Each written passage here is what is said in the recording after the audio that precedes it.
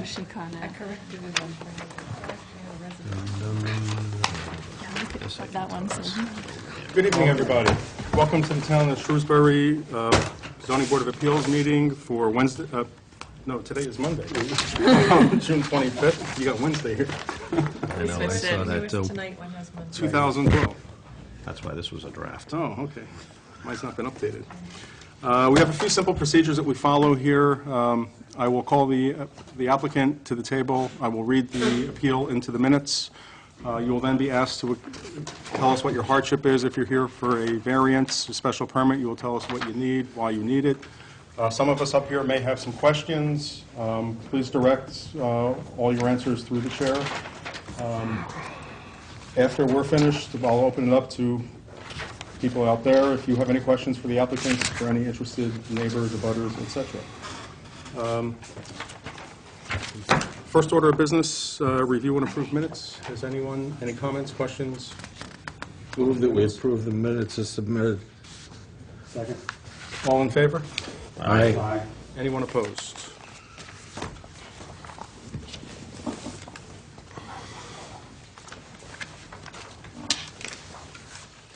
You get this one.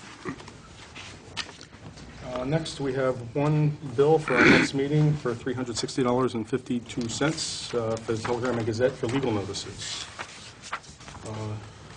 Can I get any discussion? If not, can I get a motion? Move to approve.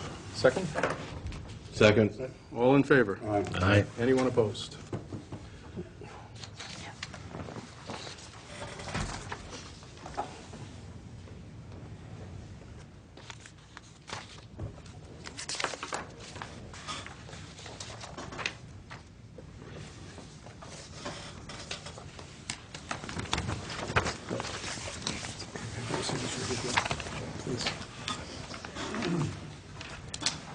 Our first 6:30 hearing is to hear the appeal of Jean and Abigail Scaff, 18-20 Bay Road, Shrewsbury, Mass., for a variance to the front yard setback requirement to the Town of Shrewsbury zoning bylaw per Section 7, Table 2. Ron, excuse me. On the agenda, we have 328 Grafton Street, which was a continuance from last meeting that I'm sorry. did not have a legal notice. Sorry about that. You're up. 328 Grafton Street, which is continued from a prior hearing, and the notice has already been read into the appeal's already been read into the record. Thank you, Mr. Chairman. If it please the board, my name is Richard Ricker, and for the record, I'm an attorney with offices at 11 Maple Ave here in Shrewsbury. With me tonight is Paul Gaudette, your applicant. Paul owns property under a trust located at the subject premises, as shown on this particular plan, and we have, previous to this hearing here tonight, been before the Board of Selectmen for the issuance of a license, which the board did grant subject to your approval if you so approve this application this evening. Paul has he's been a resident of the town for about 46 years on and off. I've been a business owner here for 35 or so years. He has previous owned Paul's Automotive in Shrewsbury. He's had licenses in Shrewsbury, Lancaster, and Leicester. For a cumulative total of about 18 years in the business, he never had any complaints whatsoever. He does have experience, as you will note. In this particular application, he's looking for a permit to put 9 vehicles in this vicinity of the plan. As you can see from the plan, it's off of the roadway. This is Old Grafton Street, Route 9 up here. You take the turn, instead of taking the turn by the Black Diamond, you keep going straight, and here's the second driveway to his property. Now, if you go up this driveway, he has a leveled area, a cleared area, that he has prepared for this use. Also, there is a little office right there that he would use for this particular use. In the rear is a landscaping business. Paul also used to be in the landscaping construction industry, had a number of pieces of equipment there. I'm not sure if he still has any there, but... No, I don't. Okay, he doesn't have any there now. The landscaping business does, and uses the back area here for storage of vehicles and equipment that the landscaping business uses. The residence, there is a residence, a single-family residence to the front of the office as it faces Grafton Street, and there is a separate driveway for that with 3 parking spaces. I have reviewed the parking with the town planner previous to tonight, and I believe that it is sufficient for our needs.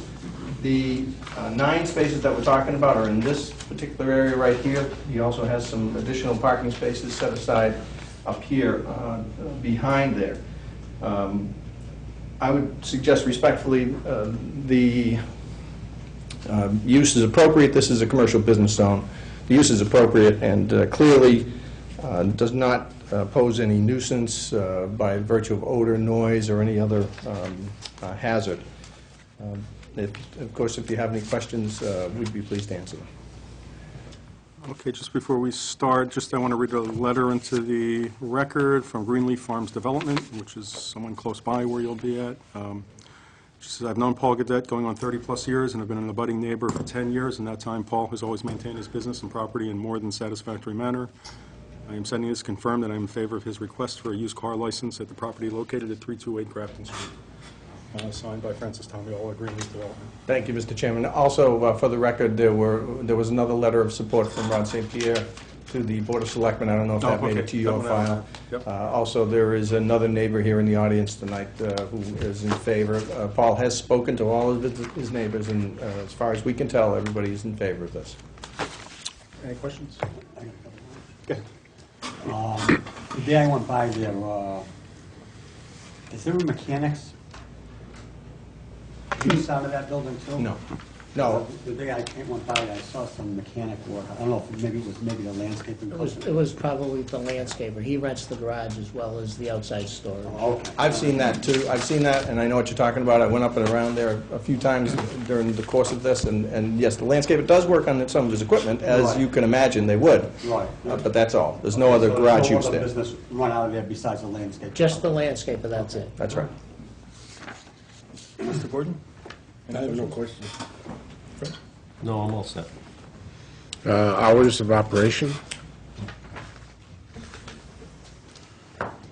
I think we went, Was it covered in the license? it is covered by the license. license. It is covered by the license. I'm going to actually, if the board desires, cover this in the special permit as well. The license is from 8 a.m. to 8 p.m. Monday through Saturday, and noon to 5 p.m. on Sunday for a total of 9 vehicles.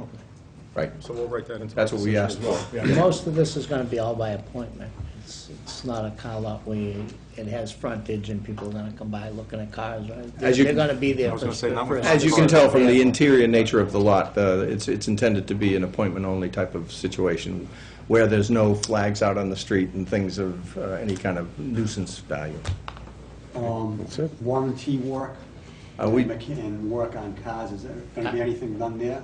No, it's going to be done by Rands. Rance is going to, okay. He may do, however, minor detailing right Yeah, there, yeah. as is commonly Light done. bulbs, windshield wiper, Right, something yeah. like that, but I mean, anything else wouldn't be Mechanic work will be done done off-site? Yes. Okay. Anyone else up here? No. Anyone in attendance wish to be heard on this matter? Okay, there being no further questions or comments, we'll take it under advisement. You'll be notified of our decision. Thank you very much. there. Thank you very much.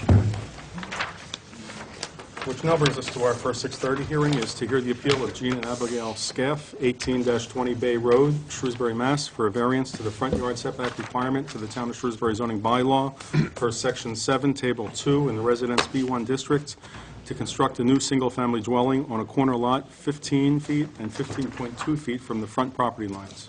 The property is located at 18-20 Bay Road. The subject premise is described on the Shrewsbury Assessor's Tax Plate 51 as plots 165 and 166. Could you please state your names for the record?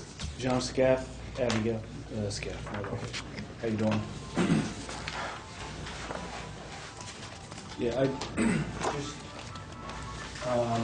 what we're trying to do is we have a small house on the property, and we're trying to tear that down and move the whole thing further towards the street rather than the back of the property where it's sitting right now, to get out, try to get out of the buffer zone, because we live by the water. We just went in front of conservation and we got that approved by conservation last month.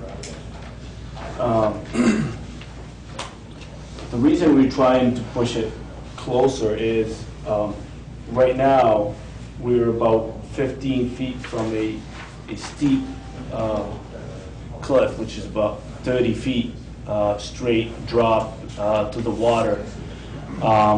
We're raising a family. My daughter is 2 years old, and my wife is pregnant right now. We're trying to,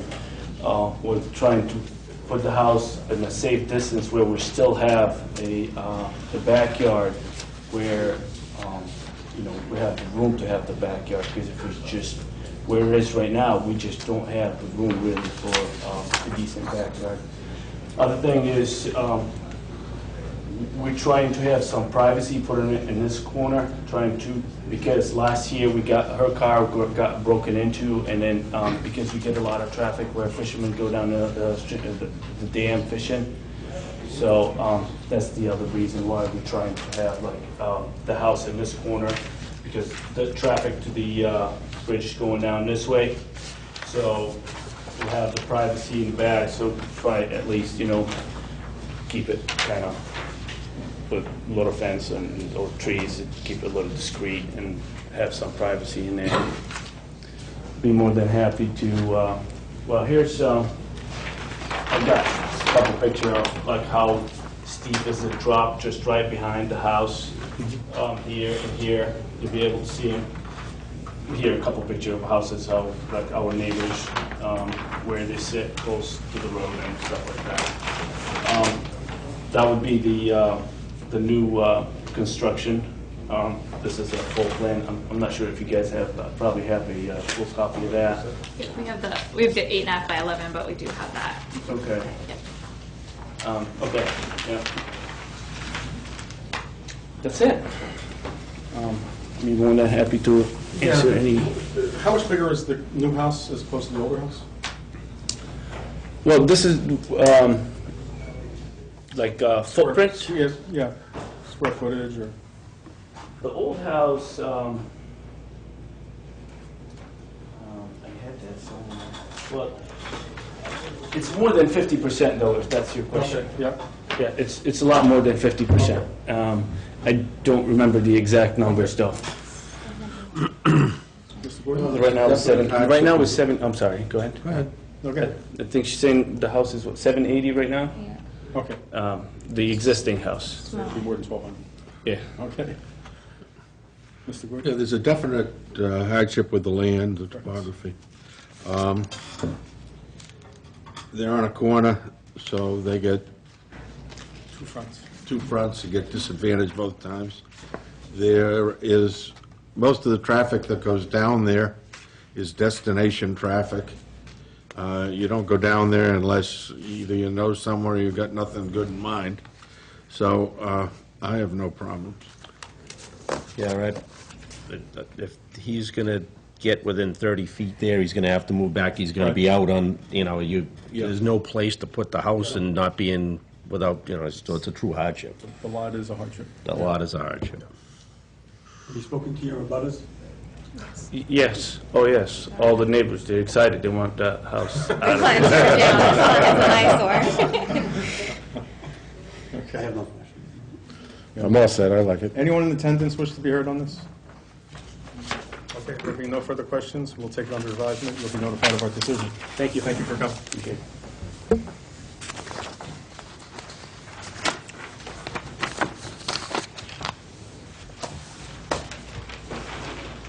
Our second 6:30 hearing is to hear the appeal of Stephen Walsh, 32 North Street, Shrewsbury, Mass., for a variance to the Town of Shrewsbury zoning bylaw under Section 7, Table 2, to construct an addition 26.2 feet from the front lot line in the Residence B1 district. The property is located at 32 North Street. The subject premise is described on the Shrewsbury Assessor Tax Plate 11, Plot 56. Could you please state your name for the record? Stephen Walsh, and this is my wife, Linda Walsh. And what we're looking to do is to put on a garage addition on the side of our home. Our home faces Clearview, but our legal address is 32 North Street. So the front yard setback, on one corner of the garage is okay, but because it's an 80-year-old home, the back corner is at 26 feet 2 inches, or 26.2.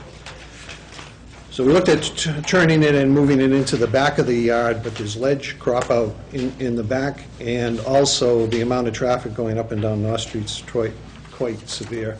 So our present driveway enters off of Clearview, so that's why we're asking for the variance on the back corner of the building. It's a single-story, two-car garage. Okay, just a note, we did receive a letter from your neighbors, the Undercoffers, who have no objection to the variance request by you. I'm assuming they're your direct next-door neighbors? Or? Yes. Yeah, okay. Mr. Gordon? I have no problem at all. I've always had a special place in my heart for that little street. Okay. I have a question. I was up there today and I was taking a look at the property. Yep. Are you going to be entering and exiting onto North Street? No. No, No, you're not. So Not how at are all. you going circular drive. The circular driveway is Will off of be Clearview, extended. to? Right. Clearview Road. Oh, so you're going to go straight in off of that circle and go Right. into the... That existing paved Right, circular yeah. driveway and where we So park just the going to car. extend it? Just to extend it up to the garage. Do you have any plans for the garage in the rear? None. That used to be the old garage. Right, yeah. Way back when. So what do you just use that for storage? Storage, and also our pool cabana.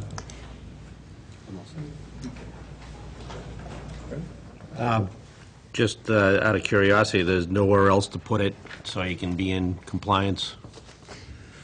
Not really on the, we want to enter in off our kitchen, because our backside of the kitchen is there, and that's where we want to put a laundry room. We have a small addition now that used to be an old porch, that it has an existing laundry room. So if we move it to the other side, we tried to move it in the back and push it in the back, but there's ledge. And also, I'd eat up a lot of my yard in turning and radiuses, and I'm not too sure I can fit it in. But the hardship is the ledge. You'd have... Ledge and the location of the 80-year-old house, because it's not, if it was parallel to the street, I wouldn't be here. Yeah, be- Okay. One corner's out, one corner's in. Okay. Anyone in attendance wish to be heard on this matter? Okay, if there being no further questions or comments, we will take it under advisement. You'll be notified of our decision. Thank you. Thank you.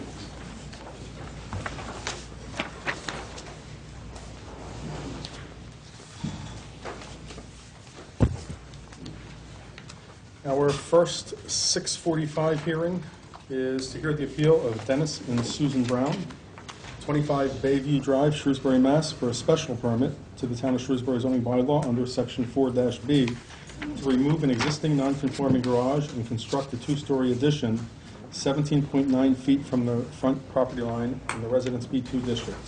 The property is located at 25 Bayview Drive. The subject premise is described on the Shrewsbury Assessor's Tax Rate 57, Block 26. Could you please state your name for the record? Sure, my name is Dan Wolf. I'm with David Ross Associates, representing the Browns this evening. As you mentioned, this property is located at 25 Bayview Drive. There's an existing single-family house on the property. This particular property has a garage that comes close to the road. The garage is in quite a state of disrepair and is proposed to be removed.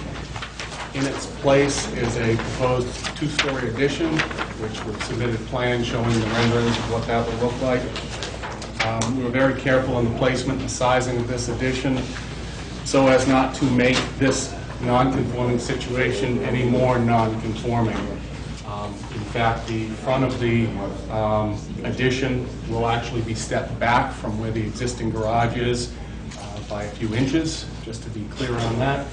And we've maintained the side yard offset as well to this left side property line. In addition to this addition that I've described here, there'll also be a farmer's porch, and again, that porch will not extend any further than the existing nonconformity.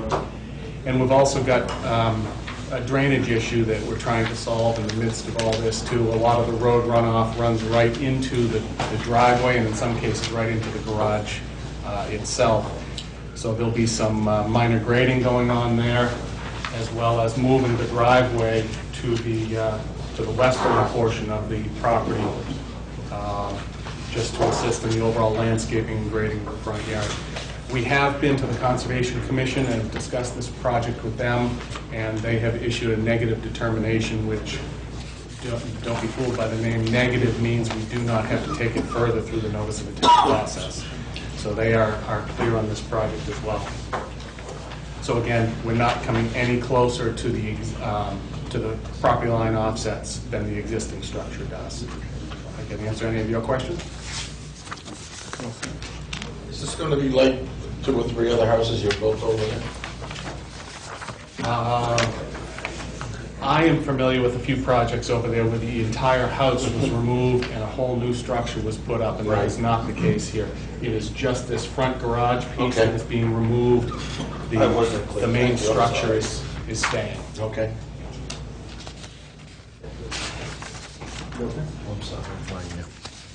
Yep. Siding and everything else is going to match the existing Yes, it will. roof? How's the roof tying in? I'm here with Charlie Boston tonight, who's going to be the builder. I assume, Charlie, the roof is going to be redone, everything matches on the front with the addition? There's 2 dormers on the front. Can you just identify yourself? I'm sorry. Charles Boston, I'm a builder. Okay. The existing front roof, it's sort of a cape. It has 2 dormers. Left-hand dormer is going to be removed. 2-story addition is coming in, and the ridges will be perpendicular. The existing ridge runs left to right. The new one will be front to back. It'll be standard roofing material. Thank you. Does anyone else in attendance wish to be heard on this matter? Okay. There being no further questions, we will take it under advisement. You'll be notified of our decision. Thank you very much. Thank you. Our second 6:45 hearing is to hear the appeal of Kerry and Barbara Smith, 56 Orlando Drive, Shrewsbury, Mass., for a retroactive variance to the Town of Shrewsbury zoning bylaw under Section 7, Table 2, and Section 7-C for an in-ground pool 8 feet 4 inches from the side lot line in the Rural B District cluster. The property is located at 56 Orlando Drive. The subject premise is described on Shrewsbury Assessor's Tax Plate 30, Plot 23-73. Before you go any further, I have a conflict of interest on this one, so I will be recusing myself. Mary Beth will be sitting in. Thank you. I'd like to just state your name for the record, please. Certainly, I'm Attorney Joe Jenkins. I'm here on behalf of the owners of the property, the Smith family at 56 Orlando. And I do have some plans, if that would You can be submit it. And these plans show a pool which was built. There's actually 2 plans, and both show a pool that was built too close to the property line, and as well as a fence that was built over the property line. And that fence was removed last week, so that the second plan, depending on which order I give them to you, shows that the fence is now on the property line according to the survey. So this pool was built in 2010. The Smith family has a daughter who attends Shrewsbury High School that has cerebral palsy, and part of the treatment and rehabilitation of the young lady involves this specially built swimming pool. So this was built in 2010. They had a vendor or contractor construct the pool. They were unaware that the pool was built too closely to the lot line. They were unaware also that the fence and part of some stairs were built over the lot line. Recently they also went to the Conservation Commission because they built it onto land that is under the control of the Conservation Commission. That abutting land is owned by the town of Shrewsbury and controlled by Conservation. And they had to get a certificate of compliance, which they had never obtained. So as a result of that meeting, they've removed the fence, so they no longer have improvements on town land. But they are left with a violation of the zoning code, because rather than have 10 feet from the side line, I think they're 8.4 feet from that side line. I'd like to mention, as you hear quite frequently, that this is quite a unique lot, as it only has 3 sides. It's also a very unique backyard, as it doesn't leave much room to construct a pool, and perhaps the contractor inadvertently tried to keep the pool as far away from the house as he could, and in so doing, got too close to the property line. The house also has a deck and improvement there, which might preclude getting much closer to the home because it would violate another rule about being within 10 feet of the improved building or deck. I believe that the house as currently constructed, or the pool as currently constructed, will not result in a detriment to the public, that the hardship created by the unique lot and the unique placement of the house is sustainable, and lastly, that because it's such a de minimis incursion into the zoning bylaw of less than 2 feet, I would think that it wouldn't substantially derogate from the intent and purpose of the bylaw. So certainly I'd be happy to answer any questions you have.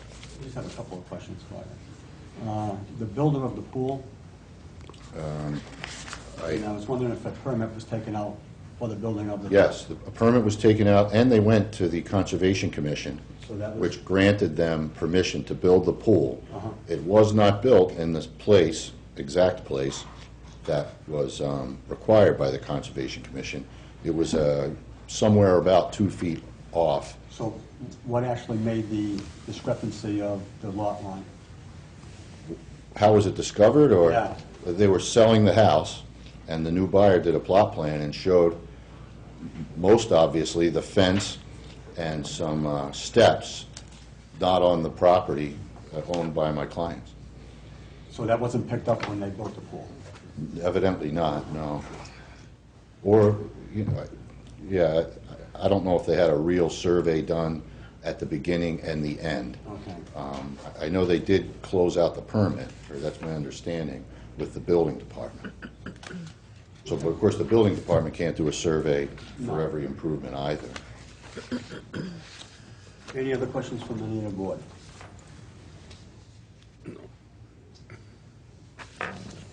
Anyone in the audience have any questions? Seeing none, we'll take it under advisement and notify you of our decision. Thank you very much.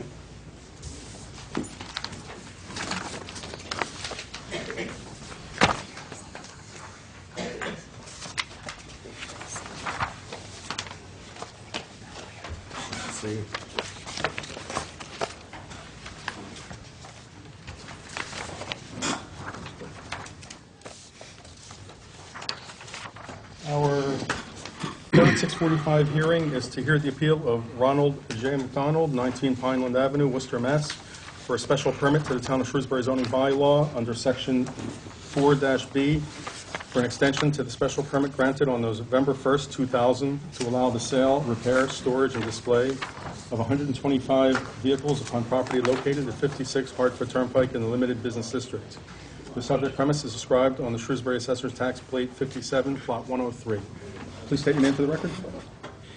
My name? Yes. Oh, I'm Ronald J. McDonald. Okay, and have a seat. Pam McDonald. Well, I'm sorry? Pam McDonald. Okay.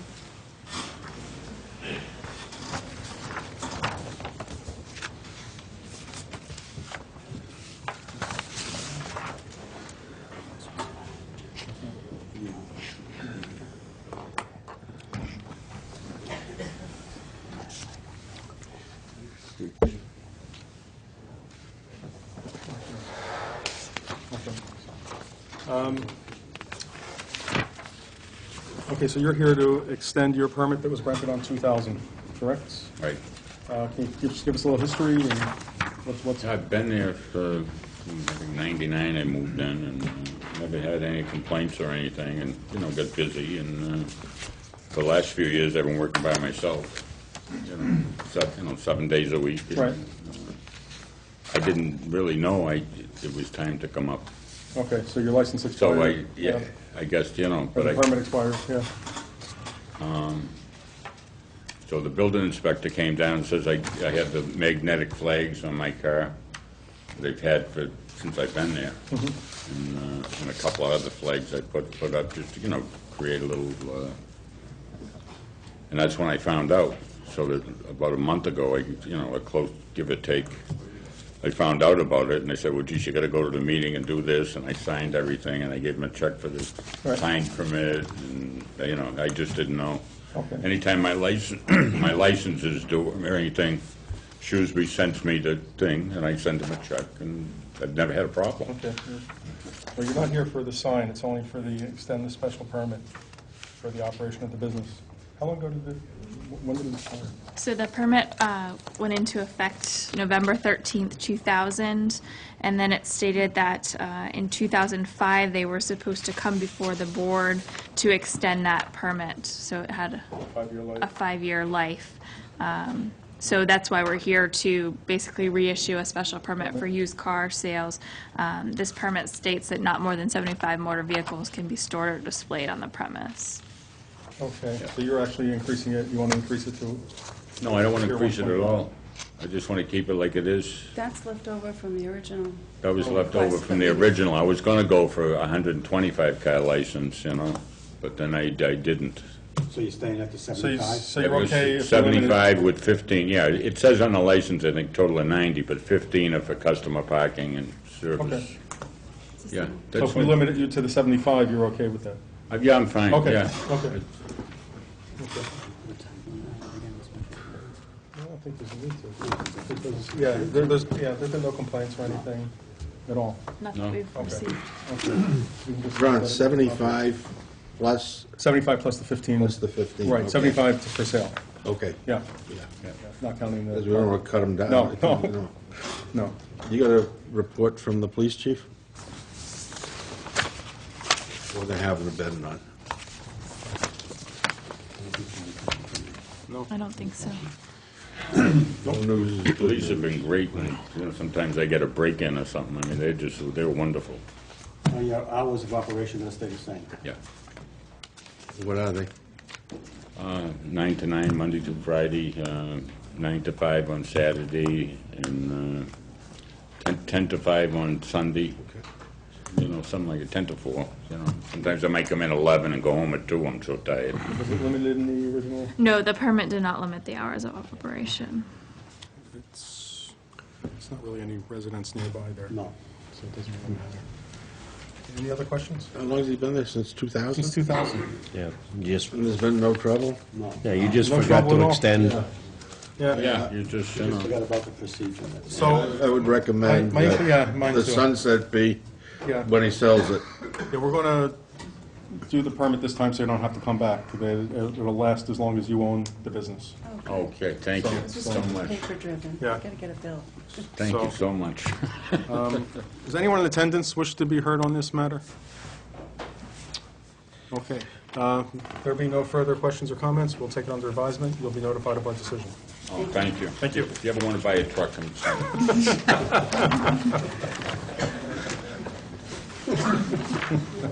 But come with a check. Two.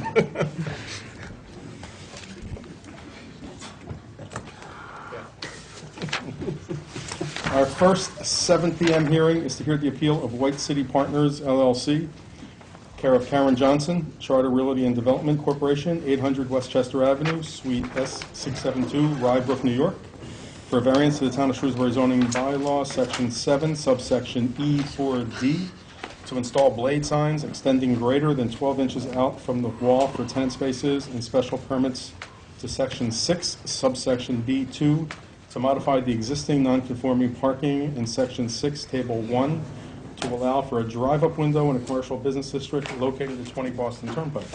The subject premise is described on the Shrewsbury Assessor's Tax Plate 31, Lot 86. Could you please state your name for the record? Good evening. My Thank name you. is Karen Johnson. I'm with Charter Realty and Development here this evening on behalf of White City Partners and White City Partners East, LLC. Joining me also is Gretchen Young from Time Bond, who is our site civil engineer.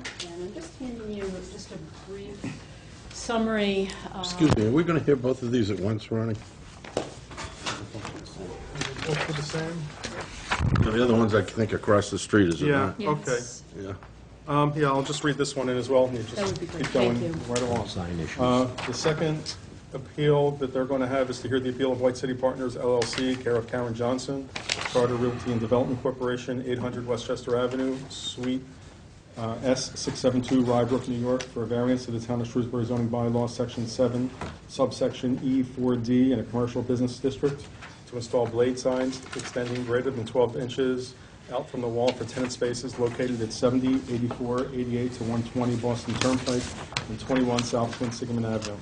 The subject premise is described on the Shrewsbury Assessor's Tax Plate 31 as plots 243, 243-2, 243-3, and 243-4. Thank you. Just to procedurally, what we'll do is talk about the variances at the same time. They're the same thing, and then start with the special permits, which are only for the White City side of the property. So, what I've given you is just an overview of our position on the special permits as well as the variances. As you mentioned, there are two special permits.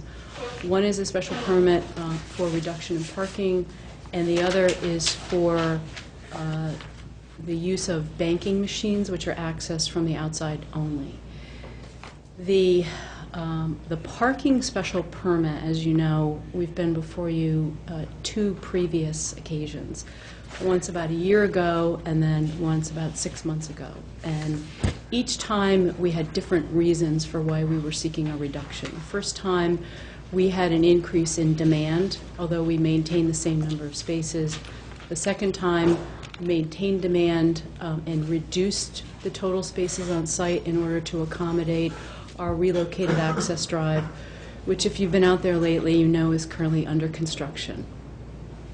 Here we're before you for a different reason, which is a result of the Mass DOT taking associated with the Burns Bridge. And I'll just go to the board. This aerial photo represented the existing condition when we purchased the property. And when we were before you previously, we... Do you want the interim board? We relocated the entrance drive on the White City side. And at this point, we're looking at a relocation of the access drive off of Route 9.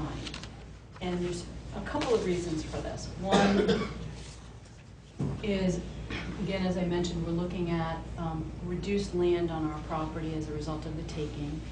And we're also looking at the orientation between the new lane arrangements and lane widths associated with the bridge construction and better tying that into our property. By moving the access drive up, we have the opportunity to create sort of an entrance throat, which doesn't exist there today. As you know, if you come into the property today, you come in right about here, closer to the front of the Jimmy's, and it's kind of an open parking field. So you could be in conflict with cars backing out, other cars trying to come in from the Five Guys side, and it's not very clearly marked. I see a lot of illegal right turns out, people using that as an exit. And so by channeling that entrance, we're also better orienting the internal layout, and then at the same time giving cars an opportunity to slow down on the way into the property, coming from, again, wider lanes, flatter road, wider shoulders. We anticipate, and have had discussions with Mass DOT, we anticipate that the speeds now along this will be higher. It's just natural. You wider lanes, you have more shoulders, people feel more comfortable. They're coming off the bridge, which will now have a little bit of height to it, so it'll be coming downhill. So we wanted to create a safer condition for customers within the property. And so, I'm sorry, I need to turn my back to the audience here. And so our approach will be, as I said, more of a slowdown lane, if you will, coming into the property, and then having a better, safer orientation within the site. Now, what that does is reduces our overall parking on site by 35 spaces. Obviously, the internal site layout is something that we have to review with the planning board, but I think it's important for you to understand why we're doing it and then what the resulting impacts are as it relates to parking supply and why we're here in front of you for an additional third special permit. If you remember from our last application, we had broken the parking lot up into different zones, and at that point assessed supply in the zones, utilization in the zones, and then tried to better tie it to uses, to show you that even though we were reducing parking, we still had an adequate supply for the uses that we had on site. What this plan shows and what's included in your packet for reference is that the parking within those zones is shifting a little bit. So the total supply in some cases shifts. However, the orientation of what uses, what spaces will be using those zones has also shifted a little bit. And I think the most important points to cover are really related to zone 8, 9, and 11. Zone 7 is 5, 6, and 7, which are pretty high utilization areas now and will continue to be, are relatively unchanged. Those three zones do not have any reduction at all in parking. Zone 8 has a reduction of approximately 28 spaces. Zone 9 has an increase in 7 spaces. And so I think what's important is to focus on the differences between the 8 and 9 and see how on the original plan when you come in, Zone 8 is pretty much the major loss of space is coming from that relocated access drive. But what you can see on either side, particularly on the Zone 9 side and the Zone 11 side, is that you'll have much better utilization of the parking that's out there today. Zone 11 originally consisted of about 31 spaces all along Route 9. Those spaces here are able to be preserved. However, we've had to change this to a one-way orientation rather than two-way. But as you can see, when you come in here and then you're sort of forced around that side, that parking will be better for Five Guys, which in the evening does have a lot of, fortunately for them, they're doing very well, does have a lot of cars parked adjacent to it. Zone 9, as I said, is increasing in spaces. The total loss between these two zones is about 22. But what we also see in this same area is a vacancy created by the Friendlies. And I think last time I was here, they had just left or in the process of leaving. Friendlies had 166 seats in the restaurant. And that was a high parking demand associated with that use. We've taken that same space, reduced it by almost 400 square feet because we demolished that bump out that was in front of the building, which had quite a bit of seating in it. And then reoriented that space, broken into two spaces, and reoriented it so that it's facing Zone 9. So the pressure that Friendlies used to put on this zone will now go in this area here, which is an extended parking field. It's not yet striped and constructed in the field, but when we are finished with all of our, with this phase of construction, it will be there. What type of businesses are going in there? 2 new tenants. One is a self-service yogurt shop with a limited number of seats, and then the other space we've set aside for another sit-down restaurant, but has a design capacity of 80, no more than 80 seats. And so you do have a significant reduction in the number of seats, reduction in demand, and then a shifting around of how those spaces will be used.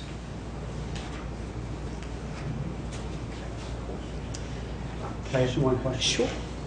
The new entrance, is that going to utilize the existing White City sign? The pylon sign, Yes. yes. Yeah, the pylon sign is located right.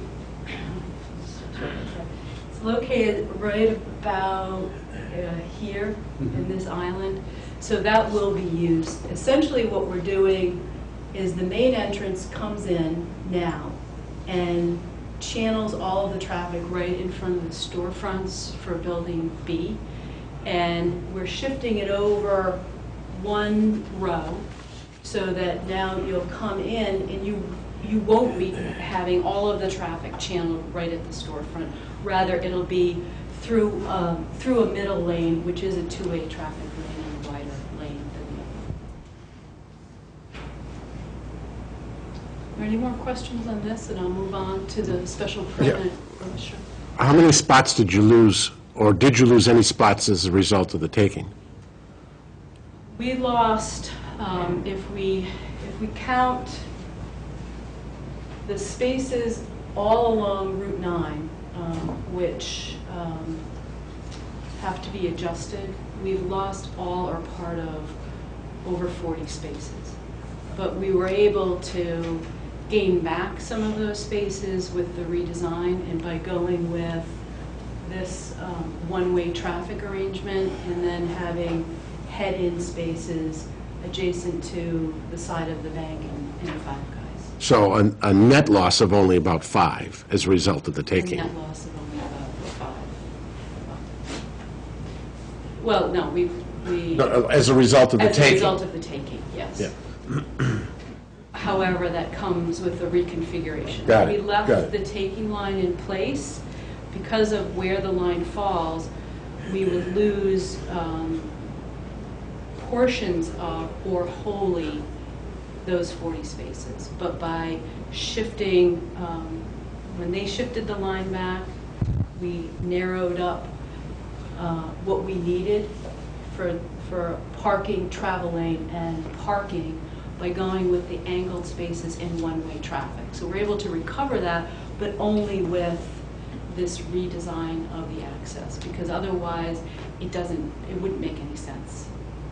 So unfortunately there's a significant cost to it. We think this plan in the long run makes more sense, but we have to really look at the whole thing collectively. And if you did, well, if you couldn't really do nothing, but if you did nothing, you would have just lost 40 spaces. Legal spaces, because Right. they wouldn't meet the dimensional requirements. Okay. Mr. Boyd? Cameron, access to the bank from that side. Is there access from the bank? Yeah, it would come in either two ways. One, you'd come in here and then go around to here, and that's one way. Or you can go straight, turn in here, and then come around. Okay. This way. Is the pedestrian door changing? It is not. Okay. Thank you. Zone 8, which is usually pretty full parking, and I know, how's that going to change again? I know you're shifting it around, and Sure. the flow of traffic in the back is great, just curious. But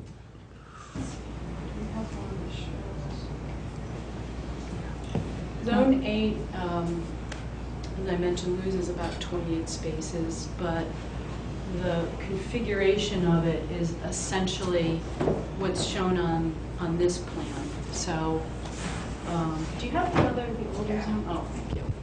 I have it in 1117, but is that what you're looking for? Yeah. Thank you. So what you can see is Zone 8 up until right about here is the same. So it's roughly half of the zone is the same, and then the northern half that's closest to Route 9 obviously is now accommodating access. the access drive, but then we gain back this row of spaces here, Okay. changing that area. Is the drive-through going to change at all for the bank? Not the location of it, but just we're looking at narrowing the lanes through there. And so if we don't have any more questions on the parking reduction special permit, then we can go to the bank.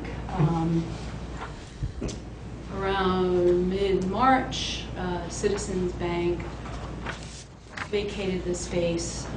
We were very pleased to have Sovereign Bank express an interest in relocating from the White City East side over to this side. It has drive-through, it has safe deposit boxes, a number of features that they're not able, and services that they're not able to provide to their customers on the other side. So they're moving over here. They hope to open by the end of September. And in going through the discussions with Kristen and Patty, we talked to them about moving the compactors. I'm sure you're familiar with the compactor that's on the same concrete pad as the old photo kiosk, and it's very unsightly and obstructs views into the shopping center from the intersection. And we saw really a new lease as an opportunity to move that, because the Citizens Bank had a very definite term in their lease that was related to the drive-through lanes. So we weren't able to modify that. So we used this opportunity as a new lease to come up with a new arrangement for the compactors. We also have, with obviously a restaurant in Five Guys, an increased demand. We need to conceal a grease waste container as well, because we want to provide another waste container for the other users. So what we've been able to do is take the same compactor size, the footprint, slide it over, still have it enclosed, and then have another area, enclosure area next to it for an additional waste container and for the grease waste.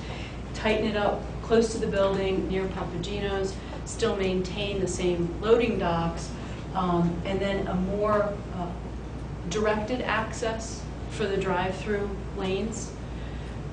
We've looked at it. We still are able to provide at least stacking for 6 cars, as well as provide for an exit lane. So functionally, it doesn't change at all. There was a lot of wasted pavement out there.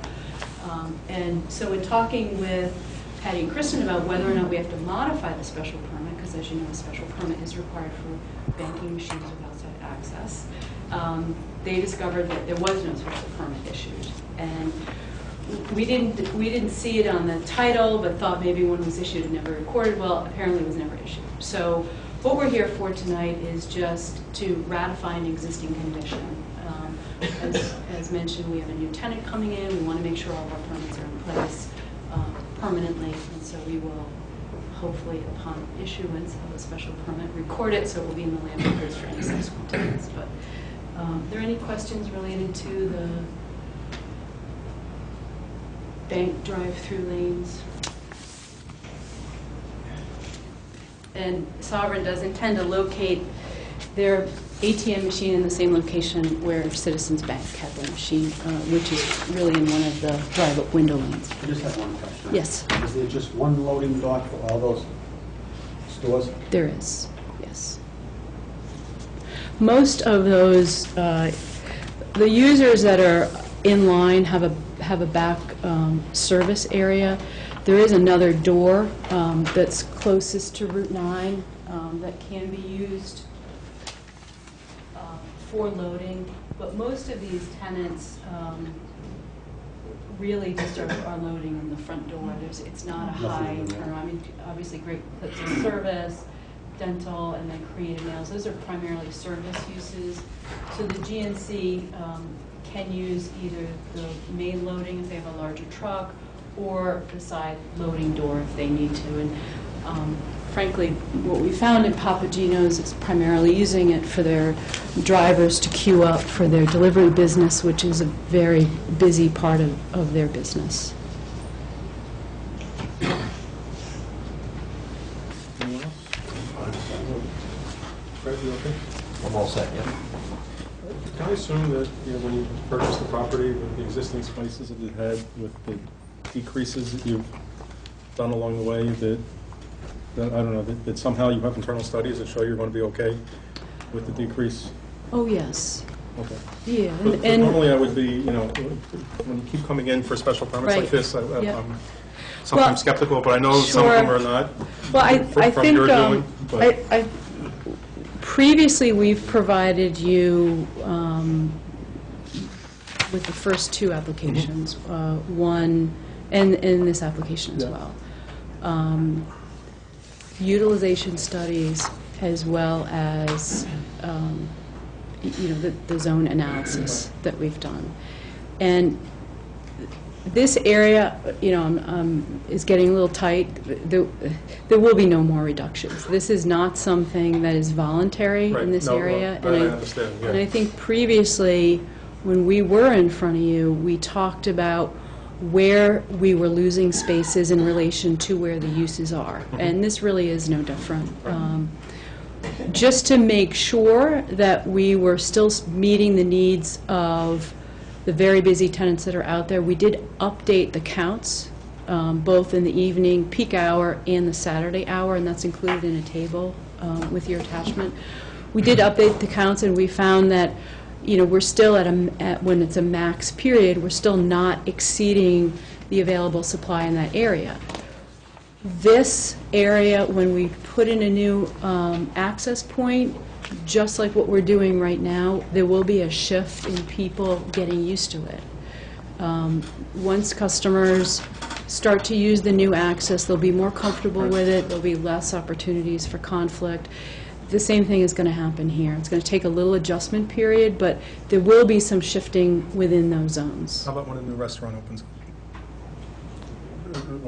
How much of an impact will that have? Where? Where Friendly's is. Oh,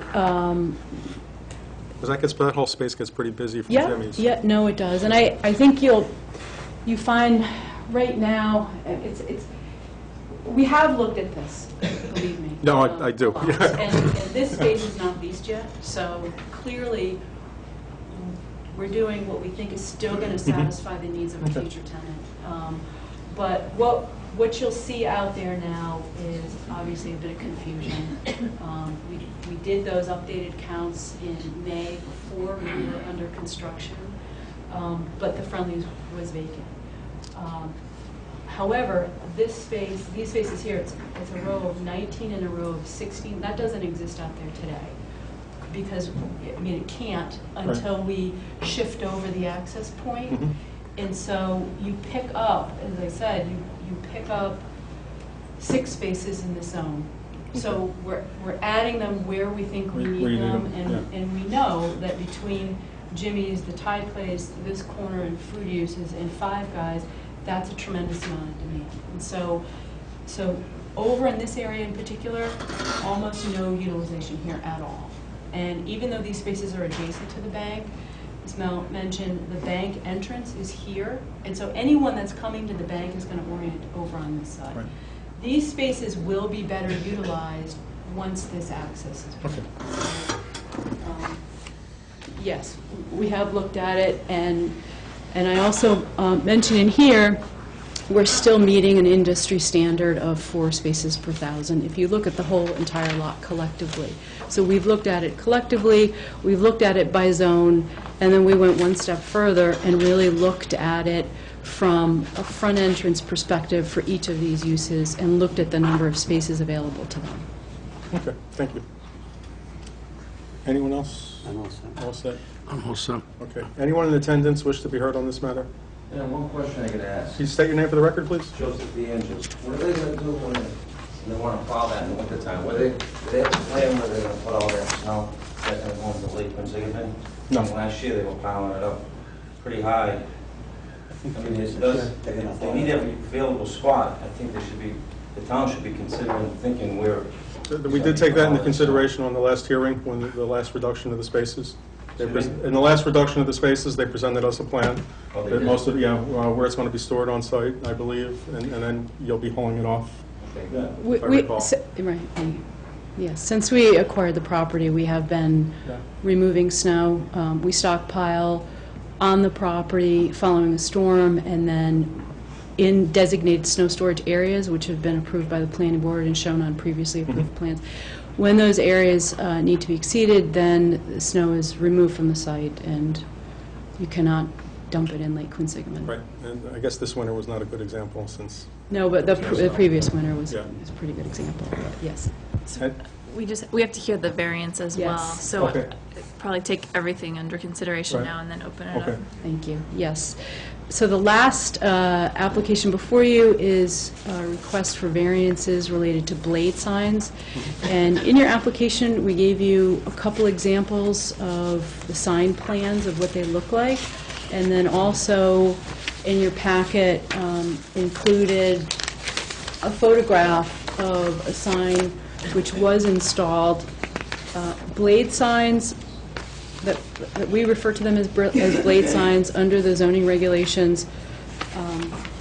There's a limit on how much a sign can project from the wall. It's 12 inches. The hardware on these signs, and these are going to be uniform throughout, everyone will look the same, everyone will have the same hardware, and then every sign hanging from the mounting hardware will be the same size. The size of the sign is approximately 3 feet wide by 1 feet 8 inches. The mounting hardware does project out 4 feet. And as much as I tried to convince the building inspector, even though this doesn't project beyond the face of the building, it technically is still a sign that projects more than 12 inches, and so her determination was that a variance is required. And I would like to just state that with respect to the hardship, we believe that we have a unique condition at White City and White City East because we have very wide overhangs, which is great for encouraging pedestrian activity, connections, outdoor dining, etc. But what you have in some cases is up to 18 feet, which is almost it's larger than a travel lane. So 18 feet of area underneath the sign, underneath the, the overhang. So for our customers that are going to one store and then want to go to another store, in order for them to see where that store is, they have to go out into the travel lane or the parking lot, look up, and then go back under. And so the blade signs are good directional signs for customers. It encourages people to walk through the center rather than go to one store, get in the car, and then drive to another store. And I think if you've been out there, you'll see that the new overhang areas are very inviting. We've put skylights in. We're in the process of installing a Muzak system, which may be operational already. And so we want to encourage people to be able to go from store to store to store. And we can't do that without giving them some better direction within the property. And in looking at really the purpose of intent of this sort of a zoning regulation, it's usually to avoid a projecting hazard onto a walkway, a roadway, etc., or just a very unsightly condition of a billboard-type sign that projects off of a building. And so in this case, I think it's helpful to point out that those signs will never project beyond the face of the building itself. And so they'll never project outside of the overhang because they are intended for internal customer directional use. Can I ask you one question? Is the recessed lighting you have in there sufficient lighting for those blade signs, or are you going to have them lit? They are not going to be lit, yes. There are also, although this photo was taken before, if you see right under the paper store, there's a blocking there. Those are also sconces. So they'll be lighting the sign? No, they're really intended to light the walkway, but it also will, right, they will not be illuminated. They're just simply aluminum panels.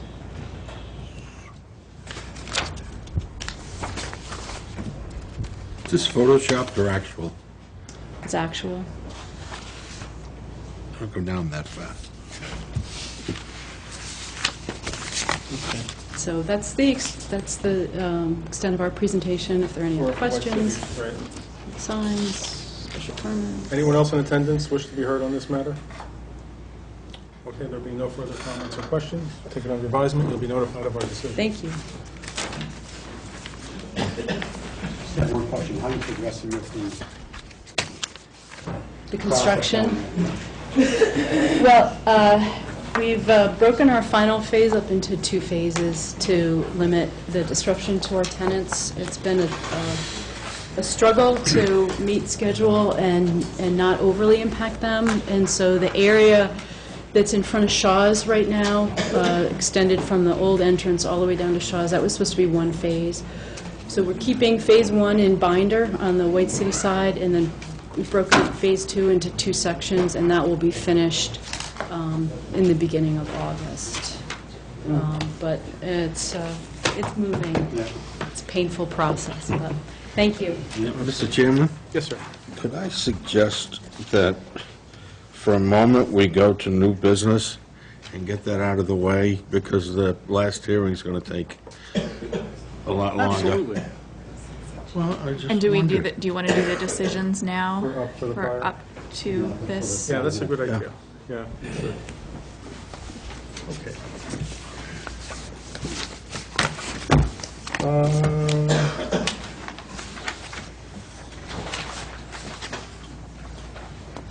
Okay, the new business, request for variance extension to 77 Hartford Turnpike. Yes, so 787 Hartford Turnpike was granted a variance and is set to expire shortly based upon the Permit Extension Act.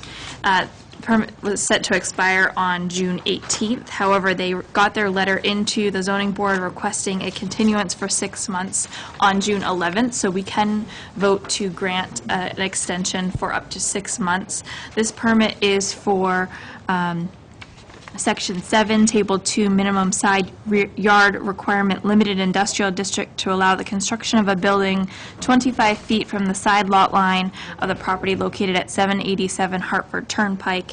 And we received this request, as Yes. many of you know, that Route 20 has just undergone sewer work, and the property owner would like to construct the building to take advantage of the newly installed sewer. So before you tonight is a request to extend the variance from June 18th, 2012 for an additional 6 months, which would be December 18th, 2012. Okay. I see no Discussion, I don't problem. see a problem either. Fred, anything? No. No? Okay. Can I get a motion? Move that we extend the variance to 6 months. Second. All in favor? Aye. Anyone opposed? Okay. Is there any old business? No. Anyone? Old business? No? Okay. And That's fine. to the best of my knowledge, there's no correspondence. Okay. First appeal, Mr. Gladette, 339 Grafton Street. I don't have any issues. I don't have any issues, too. Nine cars? There's not much there. Move to approve. Second. All in favor? Aye. Anyone opposed? And that's not with a time limit, right? This is the first one, so it's separate. Oh. Yeah, it's a little bit. No, this is a different one. Yeah. Different one, okay. Yeah.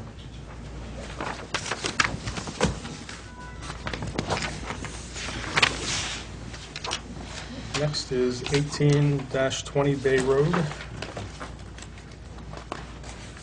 which they exhibited its particular hardship with the drop-off of the 30 feet.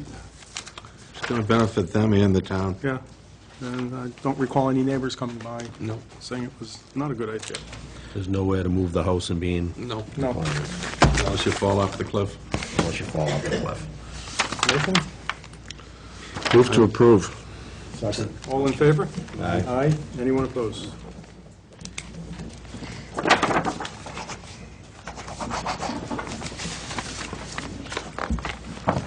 Mr. Walsh, 32 North Street.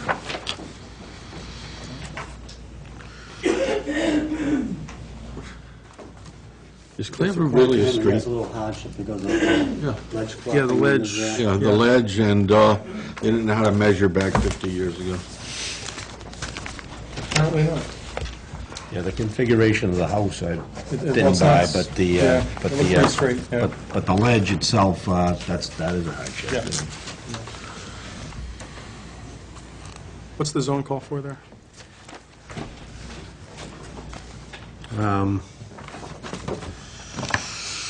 30 feet, I believe. So it's only They 4 also feet have two off. front yards because it's a, Right, right. it's a corner lot. Okay. Yeah, they did have a hardship. Any other discussion? Move to approve. Second. All in favor? Aye. Anyone opposed? Right back at you, Dave.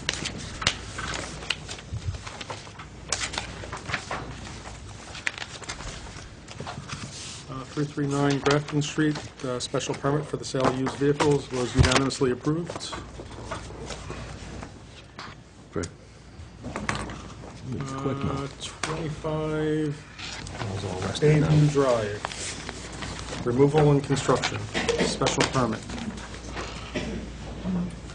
Is that the one that's 150%? Yes, it's a 700 square foot house. It will be bigger than 1,200. Right. 18 to 20 Bay Road has been unanimously approved. Again, this was an improvement. Yeah, they have I think they have some sort of a hardship because of the fall off in the back of the property. Correct. Also the size of the lot. You know, I don't think there was any abutters that were opposed to the... Another one. Which one are we talking about? Bayview That was just a Drive. special permit, so Yeah. not a Right. variance. That was the garage. Yeah, it's garage. Move to approve. All in favor? Aye. Aye. Anyone opposed?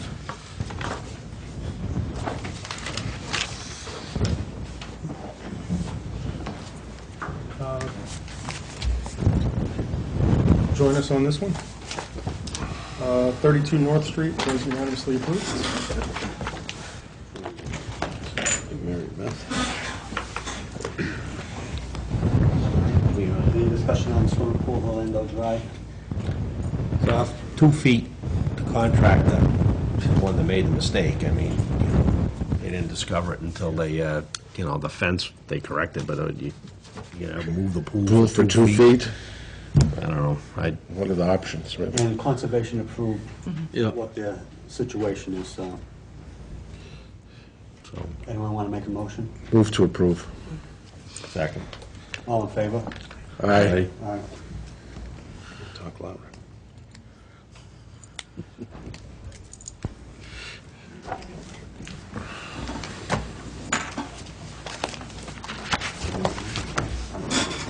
Which one's this?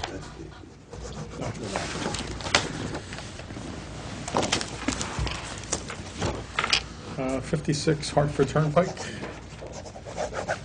This is the one that was a little bit late. I don't think she was aware Didn't what appear was to be. going on Yeah. down there. And there were no complaints. No? Over the years? Reports or anything, so... The condition to sunset this with his ownership Yes. of the business and/or property. Orlando, okay. Get a motion? Move to approve. Second. All in favor? Aye.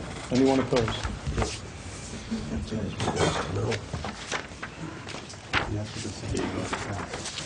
Whoops. No problem. We got it. We caught it.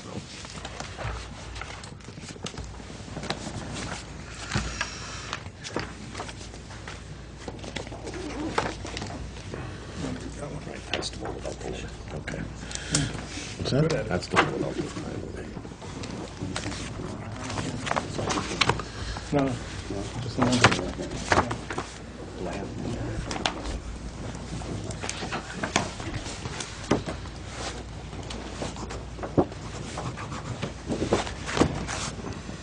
The Orlando Drive petition has been approved unanimously. And 25 Bayview Drive has also been approved unanimously. Next, White City Partners LLC, 20 Boston Turnpike. We should probably do these separately. The first is a variance for the blade signs. We have 2 variances for blade signs. One's on No, but- White City and Yeah, one's no, on I'm White doing City each East, so we need to property do separately. separate, yeah. I don't really see an issue with I don't with the either. signs. No. As long as they're not sticking out from the Right. walkway. They're sticking I in. think they look attractive, actually. Okay. And I found myself doing the backing up, okay. Okay. There is a time to be business friendly, and this probably is the Right. time. Do that? Get a motion? Move to approve. Second. All in favor? Aye. Aye. Next, special permit, modify existing non-conforming parking. Again, this is from a state taking, and they know their business. If they think you can operate that way. They're losing 40 and Right. putting back 5. Yeah, yeah. No, they reconfigured. I mean, they don't want to be losing spots any Right. more than anybody else, so. The market will take care of it. Right. Move to approve. Second. All in favor? Aye. Anyone opposed? Third is a special permit for the drive-up window, which is basically approving a pre-existing, or in a condition that's been there for a while. That wasn't permitted. It was not permitted, or if it was permitted, it wasn't recorded. Any discussion? No, I think we can make it loose. Move to approve. Second. All in favor? Aye. Aye.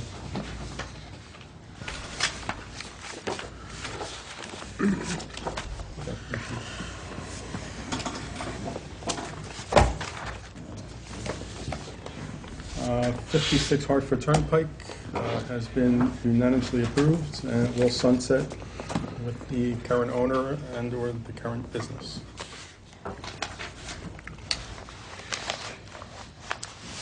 Next is White City East. A variance, install blade signs. Same as before. Same Move as to before. approve. Second. All in favor? Aye. Anyone opposed? Paul, that folder needs to be moved down the line. That folder needs to, yeah. Oh, I went the wrong way. Thank you. Good catch. Just 3 sheets.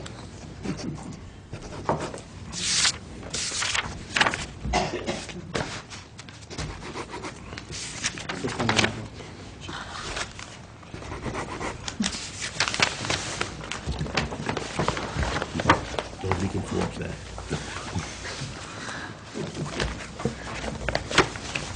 I hope not.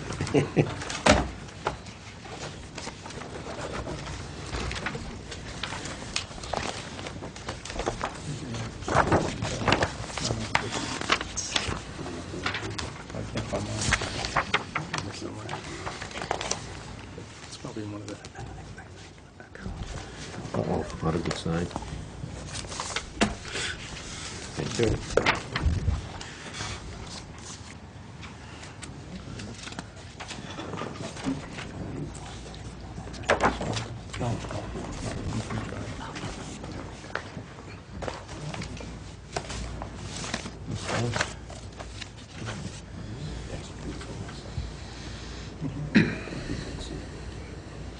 Let's go.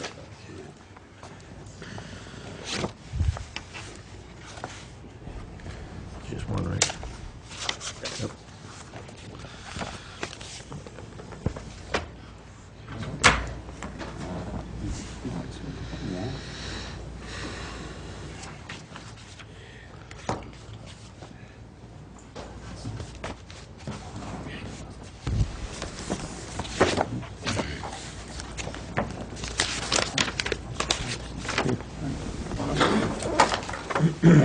White City, a variance for blade signs has been unanimously approved, modifying the existing parking, and the drive-up window have also been unanimously approved.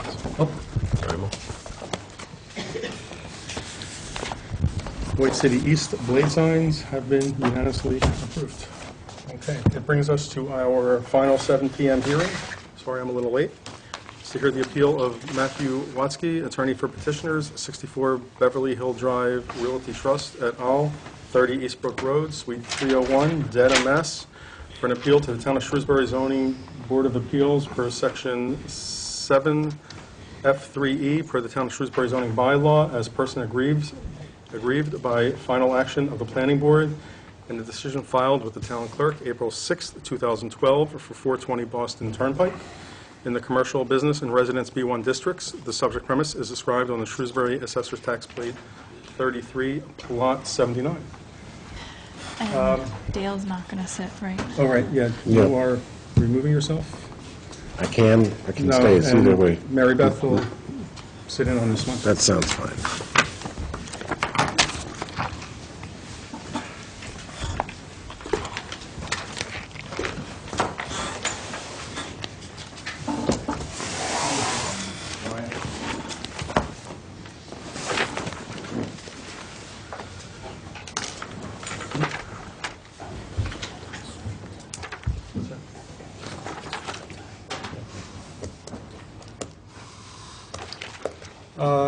Just for people who weren't here before, when I read the procedures that we follow here, typically I will read the appeal into the minutes as I have done.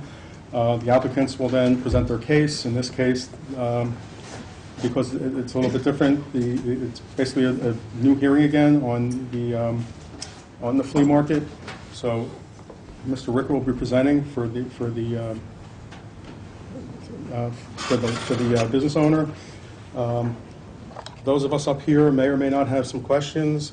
After we are done, I will open it up to the floor for anyone that wants to have any questions. Basically, you're probably not familiar with the zoning bylaw, but basically the thing that applies here is Section 7, F3D, 1 through 7. I'm going to pretty much try to keep it within the box of that part of the bylaw. All questions will be directed through me, and we will try to keep this moving as best we can. Chairman? Yes, sir. Just a point of information, because I don't know.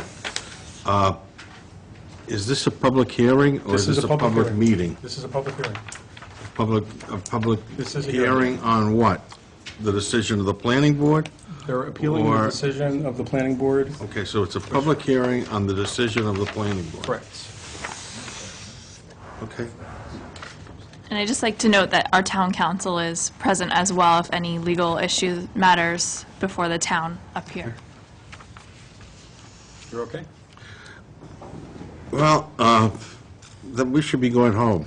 Oh. For the simple reason that a site plan review really can't be appealed until after a building permit has been issued or denied. To my knowledge, no building permit has been issued or denied.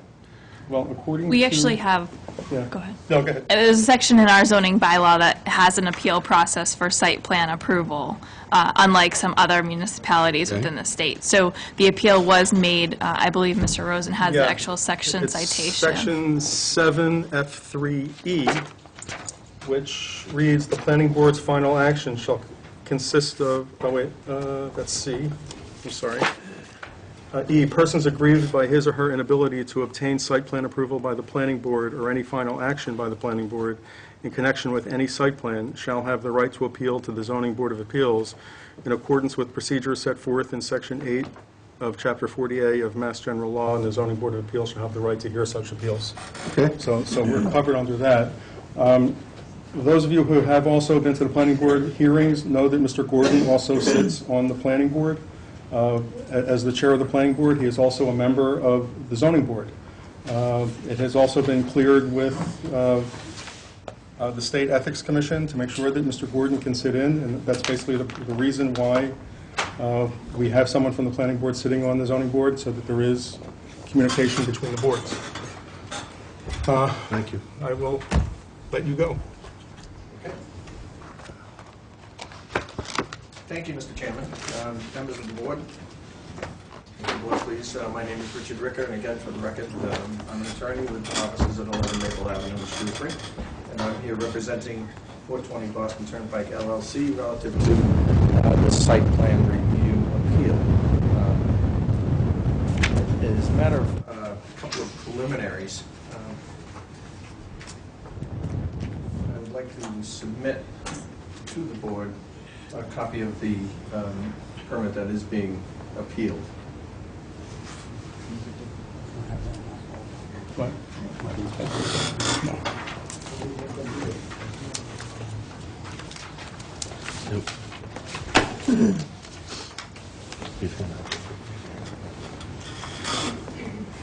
It's the sweet young kid. No, it's not there. Yeah, that's your point.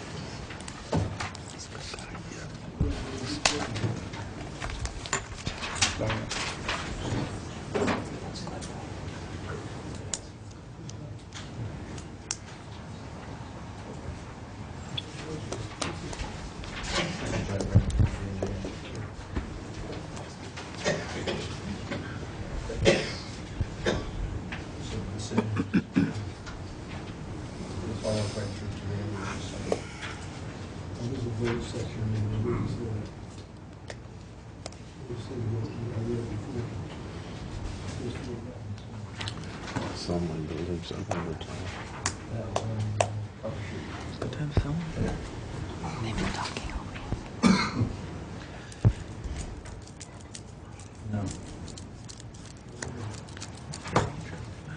Well, the last 3 pages are already decision. Clear the rest easy.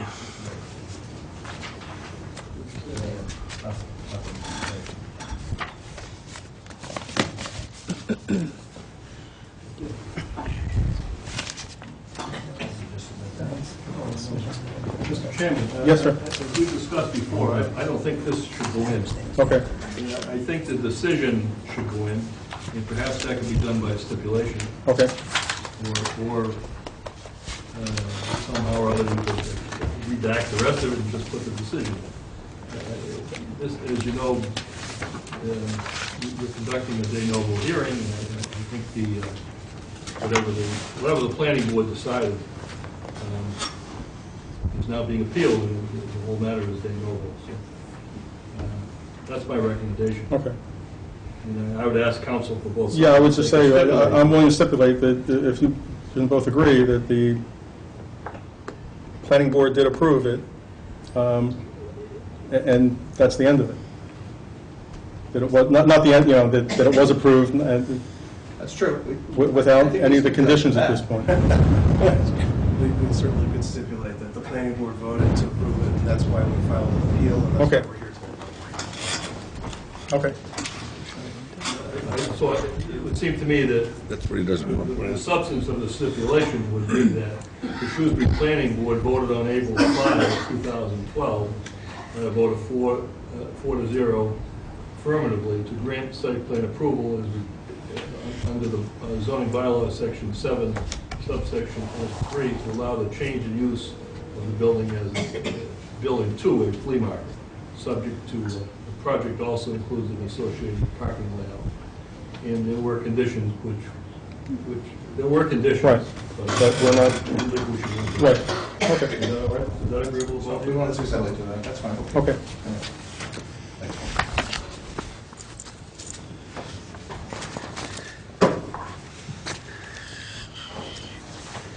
Well, with that out of the way, with me here tonight is John Grenny, who's the engineer of record for this project. Also, with me is Carl Sabini, who's the manager of 420 Boston Turnpike LLC, which is the owner of the subject property, which, as you know, is located on Route 9, the busiest thoroughfare through this community. The applicant for the expected flea market is also with us tonight. He's in the back row, with his counsel, Todd Rodman from Cedar and Chandler. And I'm sure that they're available to answer any questions that the board may have relative to this proposal. I'd like to just start out by saying that in zoning terms, this is a permitted use. This is a retail use. This is a commercial business district. This is something that would otherwise be allowed. This is a site plan review process, which is not a special permit process. As the board chairman alluded to in his comments in the beginning, and as I would continually suggest to you throughout, this is a process whereby the board, it's not a prohibitive process. This is not a process where the board should just prohibit this particular request and use. This is a process where the board, I would respectfully suggest, should approve this proposal with conditions. Those conditions that you see fit in accordance with the requirements of the zoning bylaw. As this is, as Mr. Leader suggested, a de novo appeal, that list of decisions and conditions will be clearly up to you. However, during the process of this presentation, we would note to you a number of points where we believe conditions would be appropriate. This comes to you via the planning board as a result, clearly, of just a change of tenant. The change of tenant being from a manufacturing company, a trucking company at this site, was a Technology Container. They had some 100 employees. They had approximately 100 employees at the site. They moved last November. September. They were in this building right here on the site. This is Route 9. This is the area that the Technology Container maintained and rented. When they moved out, the Savini family, who has owned this property in one form or other since the 1950s, found themselves obviously in need of a tenant. And along comes Mr. Na, who in a otherwise not necessarily friendly economic environment comes forward and wants to rent the premises. Obviously my client wants him to rent and wants to get some rental in this property. This is 107,000 square feet approximately of space, and as you can see, the final plan that we did present to the planning board is what is in front of you now.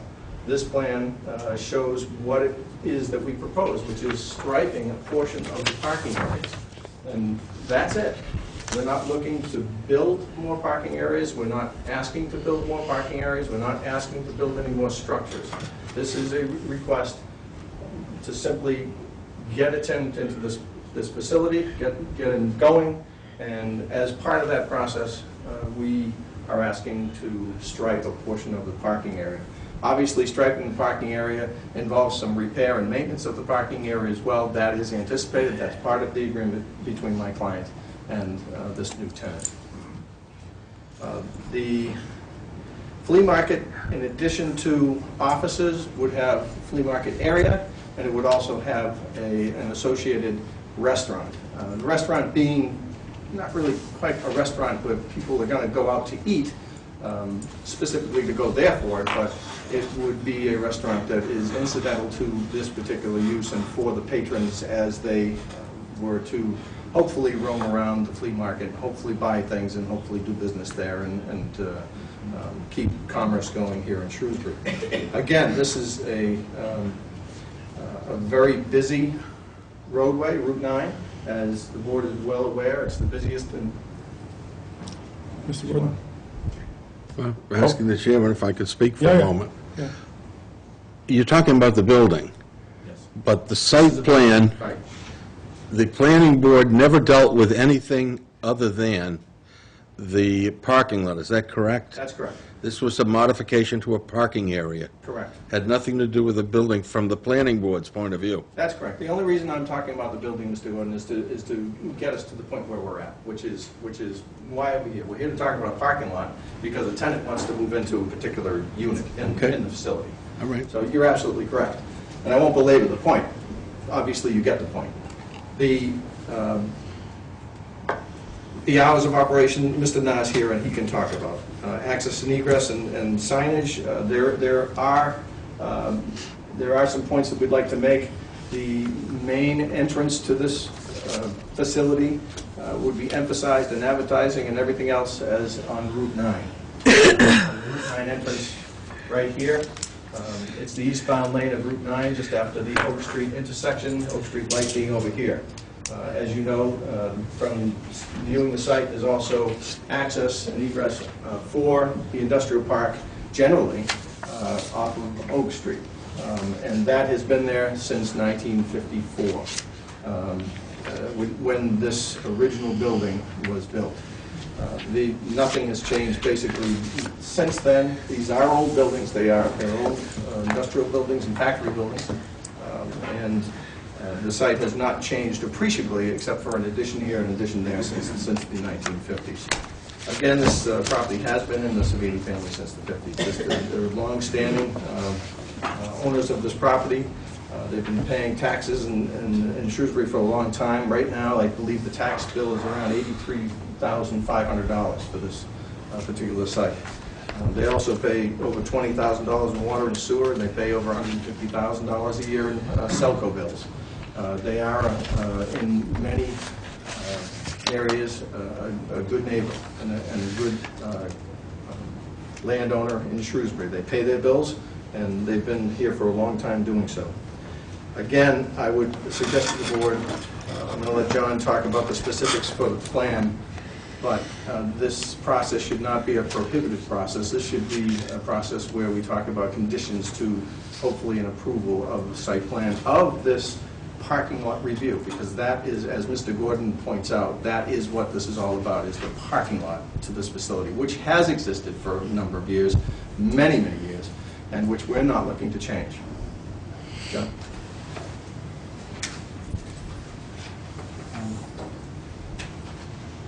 The task at hand,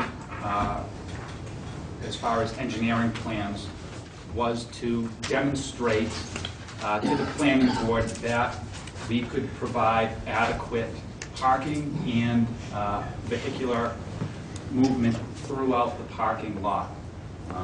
In order to do so, we had to, one, demonstrate that we could provide adequate parking for all of the uses on the property, both the existing uses, which primarily office at the front for both buildings, in addition to the proposed flea market. The total parking for all uses on site, including the flea market, was a total of 559 parking spaces. The parking associated with just the flea market was a total of 390 plus 65 spaces for the restaurant. Of those total spaces, it is allowable through the zoning to request a reduction of 25% of the total parking spaces for the property. So in doing so, we provided the planning board with a parking space that showed the entire lot striped, and also some overflow parking that could be reserved spaces if and when it was necessary, should the flea market really take off and there is a need for overflow parking, we could provide additional. So that was a demonstration plan showing that we could provide total parking for the entire property. What was approved by the planning board with the waiver of the construction of the reserve parking area was just striping within the existing pavement. This pavement that you see on this plan is existing pavement that exists on the site right now.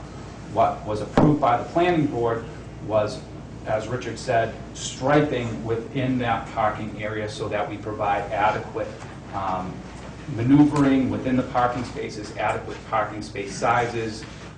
We show an area in the rear where they can have a dumpster for both just cardboard and a small dumpster that would be available to the restaurant use that was further away from the building and any other residential uses.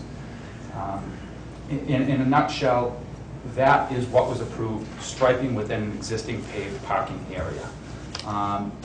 Looking at what the requirements are for site plan approval, there are a number of things that are not applicable to this application. If you look in section 7F3G of the zoning bylaw, it states that the planning board or board of appeals as applicable, based on preliminary assessment of the scale and type of development proposed, may waive or modify the requirements for submission of any elements provided in this subsection 7F. For instance, we are not providing, we're not proposing any expansion of any paved areas. Therefore, we don't need to detain additional runoff. This is an existing parking lot and building that has existing lighting. We requested a waiver on providing a photometric plan that already exists on the site. If I could, Mr. Chairman, I'd like to distribute a list of the waivers that we're seeking. Make it easier. Thank you. So, and just as a point of reference, if this were a completely wooded lot, totally undeveloped, we would be providing a full drainage analysis. We would be providing photometric plans for new lights, parking lot lighting. We would be flagging all of the wetlands, because that would be within the buffer zone of a potential wetland on the site. We would be providing, under those circumstances, all of the requirements under that section 7F3G. This is a different animal. This is an existing building with an existing parking lot that is just proposed to have additional striping within the interior of the parcel. With that, requirements for drainage analysis and flagging of wetlands are not applicable under this circumstance. And that is what the planning board looked at in allowing those waivers. This is not a brand-new site. This is a site that has been in existence for decades.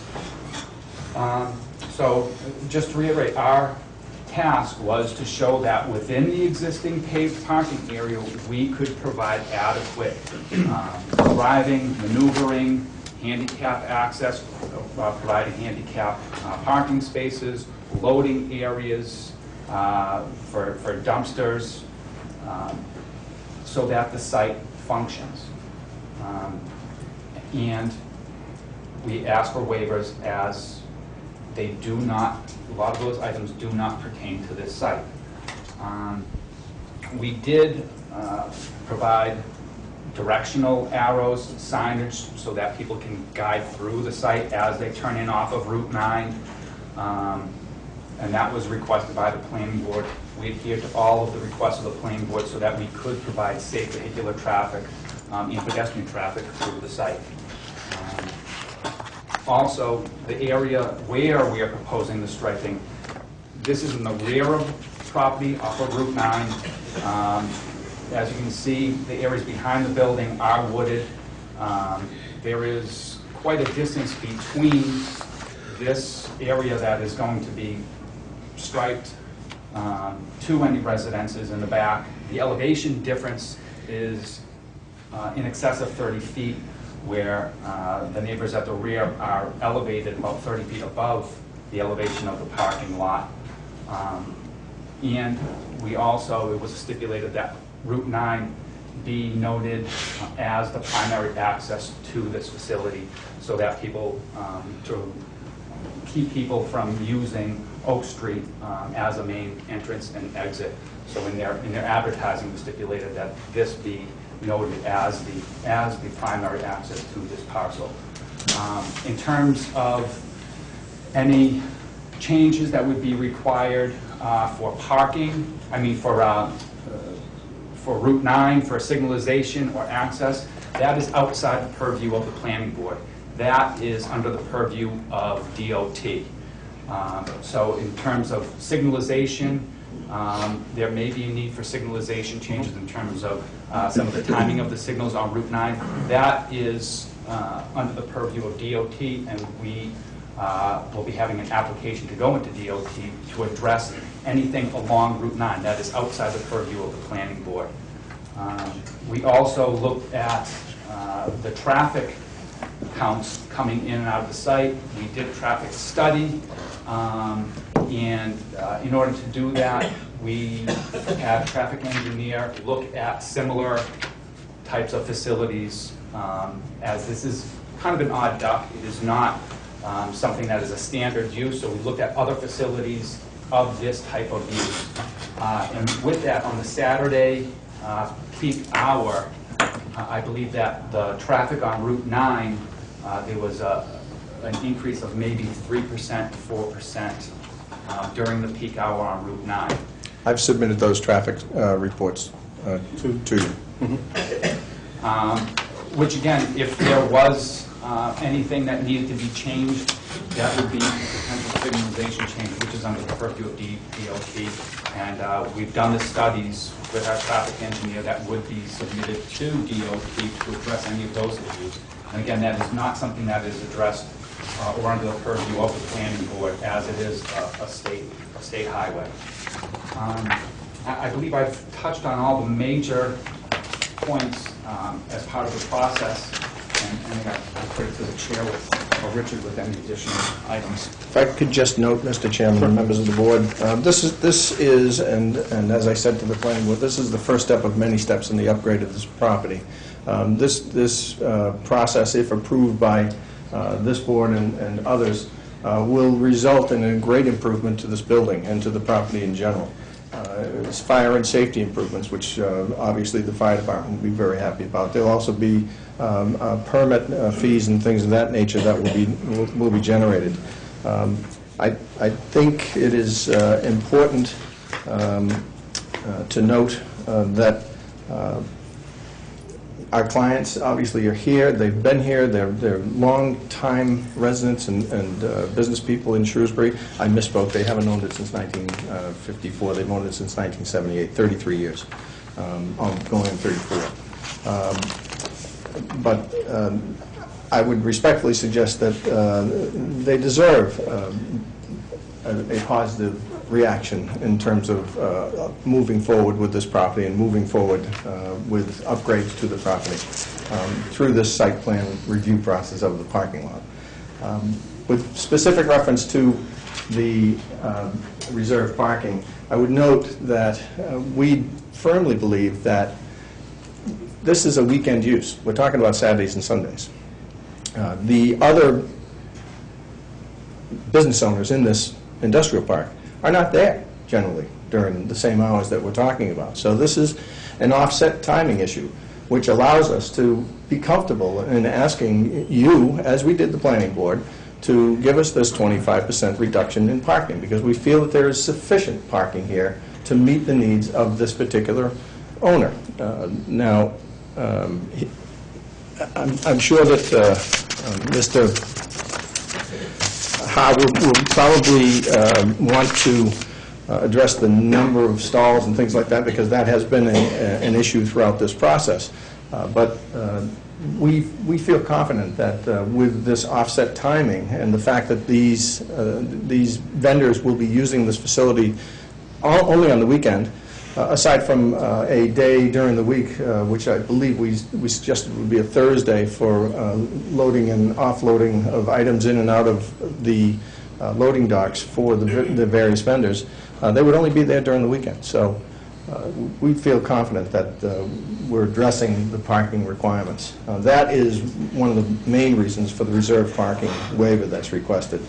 Parking lot landscaping, obviously, the parking lot's there, and we're not looking to build any more parking. If we were coming into you and asking to build a new parking lot, then we'd be having to address, rightfully so, parking lot landscaping. In this particular case, we're looking to use a facility that we already have. The site plan scale is an issue that has been requested a waiver for, because of the fact that there's so much detail on this plan that the other scale frankly wouldn't work. It would have to be on 2 pages in order to give you the detail that we're asking you to review.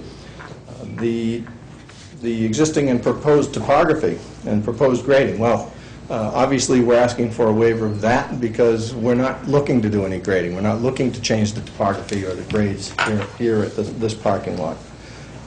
Existing and proposed utilities, the same thing. We're not looking to put in new drainage. We're not looking to put in a new parking area. So therefore, a waiver is requested for that. Same thing with the existing and proposed on-site structures and buildings within 200 feet. We're not looking to build any buildings here. We're not looking to add anything structure-wise that would adversely impact the outlying property lines or any of the neighbors. With respect to the delineation of wetlands, that issue has been extensively discussed, and we have been to the Conservation Commission, and the Conservation Commission did issue a determination of applicability based on one thing, and that is if the planning board were to see fit a year down the road to tell us to build the reserve parking, at that stage we would have to file an order of conditions. That's what that's all about. And we accepted that, and that's a matter of appeal as well. The existing significant trees or vegetation, proposed landscaping, screening, indicating distinctions between proposed and retained vegetation. Obviously, again, see these somewhat repetitive, but we're asking for a waiver of that because we're not looking to put any landscaping in the parking area that exists already. On-site existing and proposed water drainage and sewage systems, the same thing. We're not adding anything. We're not adding building area. We're not adding anything that would require us to add additional sewage or anything of that nature. The limit of work area, including tree line, well, there is no work area. I mean, we're talking about striping a parking lot. So we're asking you to allow us to waive that provision as it pertains to this site plan of the parking lot. Photometric map, well, we're using the lighting on the building. The one thing that we are adding, and we do have lighting around the parking lot. The one thing that we are adding is lights to better illuminate the entrance and egress of the facility itself. And that's it, and that was frankly requested at the planning board and by the planning board and part of their decision, and we obviously agree with that. The impact reports, municipal finance impacts and public service impacts. There is no public service impact here. I mean, we're not using any more public funds for any purpose here at this site. We're not going to use any more public services, so we're asking you to waive that as well. You do have the traffic impact studies that I've submitted. There's 3 different dated impact studies that we have submitted to you. I'd ask you to pay attention to that in as much as at the peak hour, the very peak hour on a weekend, it's suggesting 340 trips. Now, that's not 340 one way. That's both ways, in and out. So that's at the peak hour. And if you extrapolate that out, we understand the peak hour doesn't last all day, 8 hours a day, so we don't multiply that by 8, or 10. My suggestion is that it is a reasonable estimation of the traffic impact, and we feel, again, that we are addressing the necessary criteria for site plan review of this parking area as it relates to the uses on this property. John, anything else?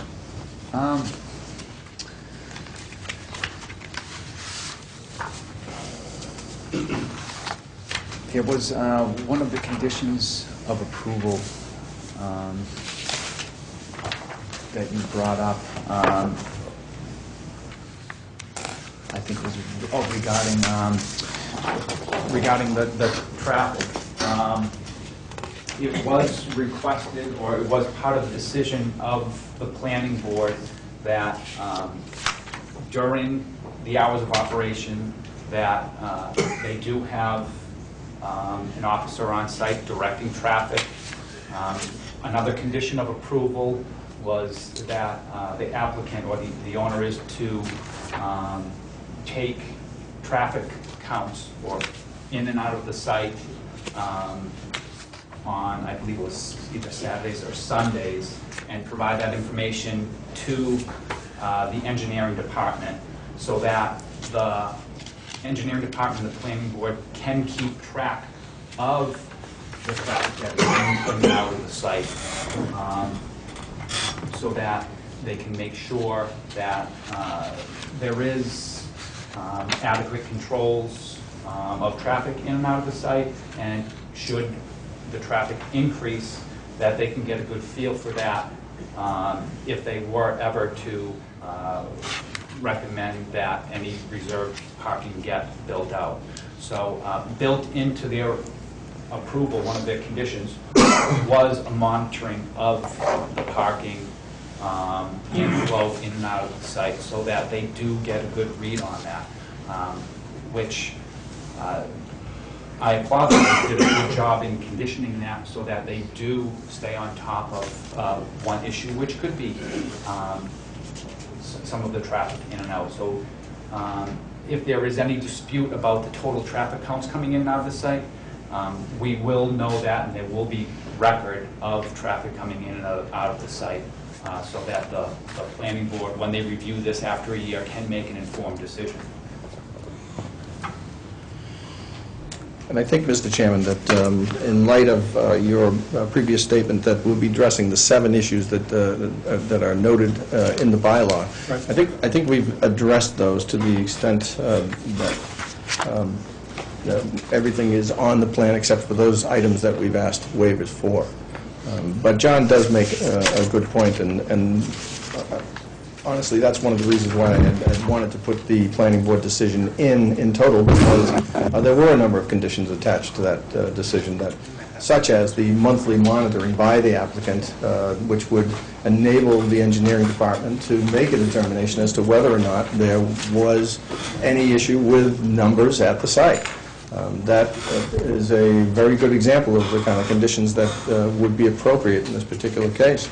So, but in lieu of that, obviously, you have the traffic counts, you have our testimony relative to the measures that are taken versus the measures that we feel do not need to be taken relative to those 7 criteria of the site plan review process. Thank you. Okay. Just so everyone here knows what Mr. Ricker was talking about, I'll read the applicable section of the bylaw, which is Section 7, F3D, points 1 through 7, which are, number 1 is conformance with all the provisions of the Shrewsbury zoning bylaw. Number 2 is provisions for convenient and safe vehicular and pedestrian movement within the site, for driveway openings that are convenient and safe in relation to the adjacent street network, and for adequate emergency vehicle access. 3 is provisions for adequate parking and loading spaces and site design that minimizes visual intrusions of these areas from public ways. 4 is landscaping measures taken to screen the appearance of off-street parking areas from abutting properties and to create visual and noise buffers that minimize the encroachment of the proposed use on neighboring land uses. 5 is adequate provision for controlling surface water runoff to minimize impacts on neighboring properties and streets to prevent soil erosion and sedimentation of the town's surface waters. 6 is measures taken to minimize contamination of groundwater from sewer disposal and operations involving use, storage, handling, or containment of hazardous substances.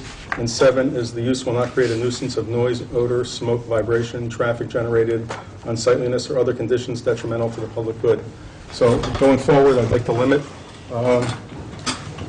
to those areas, that particular area of the bylaw. And I would be remiss, Mr. Chairman, if I didn't specifically point out that this isn't, the use at this particular site will be an indoor flea market, nothing outside. Thank you. Just as a point of order, if I may. Could you just state your name for the record? Matthew Watsky, counsel for the petitioner. In subsection H is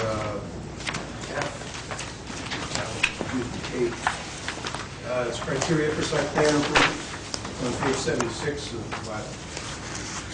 You have another 8 specific criteria by which the decision has to be made. It's actually on page 73 of your copy, the newest version.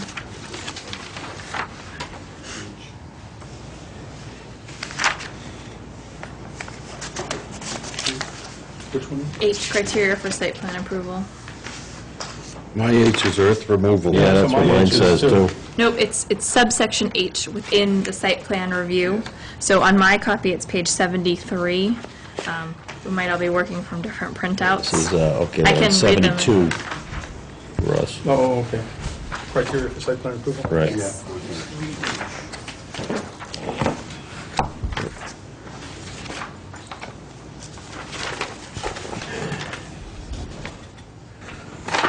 That's what you're right.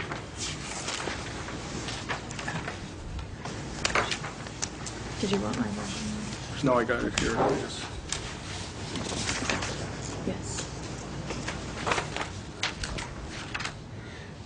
I would just note, if I could, Mr. Chairman, that some of these are somewhat repetitive of the previous, but for instance, the internal circulation, queuing, and egress are such that traffic safety is protected and access via minor streets servicing the single-family homes is minimized.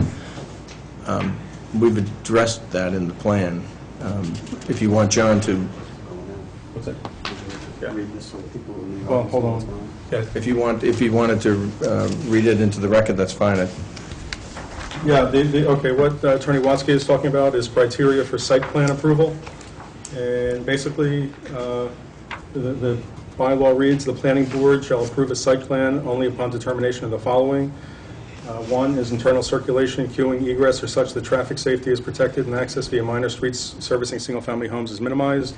2, reasonable use is made of building location, grading, and vegetation to reduce visibility of structures, parking areas, outside storage or other outdoor surface areas from public view.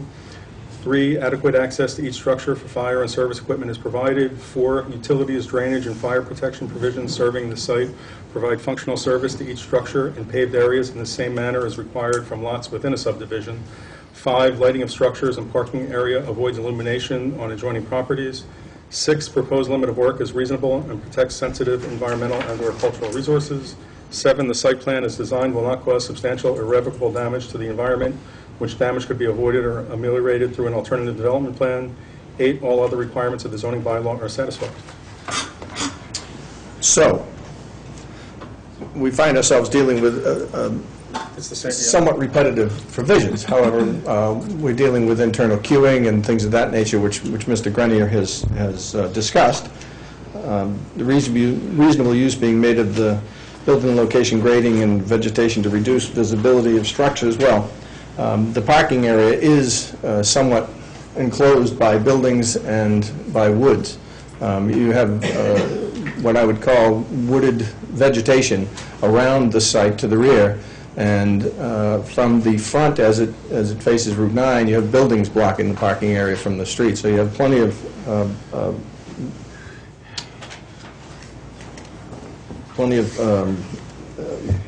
blockage there. Adequate access to each structure for fire and service equipment is provided. Well, these buildings are not changing. Again, we're dealing with buildings that have been there for a long time. I'm suggesting to the board, respectfully, that the fire and safety is going to be greatly improved at this site as a result of this proposal. We've already had numerous discussions with the building department relative to different upgrades that would be required were this board, as we had asked the planning board, to allow us to move forward. So that would involve a tremendous improvement of that particular service. Utilities, drainage, and fire protection provisions serving the site provide a functional service for each structure. Well, that is obvious because you've got parking areas all around. You can get to the site and you can get to the structures. You're on Route 9. You've got 2 access and egresses, one off of Route 9 and one off of Oak Street. You have access for fire and safety equipment. The utilities, drainage, and fire the lighting of the structures and parking areas avoid illumination on adjoining properties. Well, I've suggested to you that we are not adding anything around the perimeter. I haven't heard anything to date about any of the lights on this property affecting or otherwise bothering any of the neighbors. And any of the lengthy discussions that we had, I think we had 4 planning board meetings to discuss this proposal. And I never heard anybody say that there was a problem with the lighting shining off of the site onto a neighboring property and being a problem. Again, we're talking about the limit of work is reasonable and protects the sensitive environmental and cultural resources. Obviously, we're not looking to do any work that does any grading, digging up the site, or anything of that nature, and therefore we're asking for permission to use an existing parking area that serves existing structures for this particular use, which again, although I kind of disagree, I must say that the reason we're here is because this use involves more than 20 parking spaces and therefore required this whole process. So, but bearing in mind that prior to this particular use coming along, or this user coming along, there was a manufacturing company here. There were tractor trailers running 3 shifts in and out of this place. You had 100 employees parking in this place.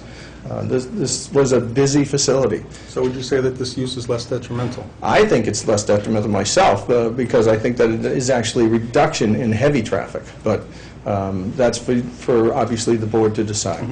Mm-hmm. The site plan as designed will not cause substantial or irrevocable damage to the environment. Well, we're talking about lining the parking areas again. We're not talking about changing anything. He has designated certain snow areas for snow storage and things of that nature. That's appropriate. It's appropriately placed on the plan. It's part of the bylaws. He has addressed those things as the bylaw has required. So I just make note of those because very specifically you want to hear from us relative to those provisions. Right. Mr. Waskins? I know that Todd Rodman is here. I didn't know when. Yeah, just state your name for the record, please. He is with the My name is proponents. Todd Rodman. I'm an attorney with the law firm of Cedar and Chandler in Worcester, Massachusetts. I can give you a card. And I represent Mr. Ha, who is a principal and the prospective operator of the flea market. If we're successful and the project goes forward. And I'm here in support of the planning board's vote granting site plan review for the project, and I ask you to let this decision stand. The ZBA should not be substituting its judgment for the reasoned decision of the planning board in this matter. Under your Town of Shrewsbury zoning bylaw, the planning board is the administrative body that's charged with site plan review. And I'd suggest to you that there's no reason for the ZBA to overturn this decision tonight, and there are a number of reasons why you shouldn't. And I think fortunately for you, the role of the ZBA in this matter is limited, and here's why. Site plan review, incidentally, this is not a special permit site plan review, this is just straight site plan review, establishes criteria for the layout, scale, appearance of certain projects. The Massachusetts Supreme Judicial Court has clearly defined the role of site plan review as regulation of a use rather than its prohibition. And you've heard Mr. Ricker talk repeatedly about you should not be in a position where you're preventing this project. Site plan review, as defined by the SJC, talks about a regulation of a use rather than its prohibition, contemplating primarily the imposition for the public protection of reasonable terms and conditions. And I'd suggest to you that reasonable terms and conditions is exactly what the planning board imposed with this project. In other words, you can't deny a project under site plan review unless an applicant fails to provide requested information, which is not the case here. You can only condition its approval or ask for more information. Here, where the underlying use is permitted as of right, the Supreme Court has made it clear that site plan review can only be used to shape a project. Your own zoning bylaw at section 7F3C provides that the planning board's final action shall be either disapproval if the applicant fails to furnish the information required, or approval with conditions. Again, the whole statutory structure is set up for site plan review as shaping the project, approving it with conditions if necessary. The planning board has already acted appropriately in this manner. You should uphold its decision. In this case, site plan approval is being employed to review a use that's permitted as of right under your zoning bylaw. The site plan review process should be used to impose reasonable conditions. It can't be used to deny the project itself. The SJC, again, has held that it's limited to regulation of a use rather than its prohibition. And case law's emphasis on the limited role of site plan review in Massachusetts and the preference for the grant of such approval is underscored by two things. One, voting requirements for the grant of site plan review. At the planning board, when you bring a petition for site plan review, a simple majority is required, whereas to overturn this decision in front of the Zoning Board of Appeals requires a supermajority.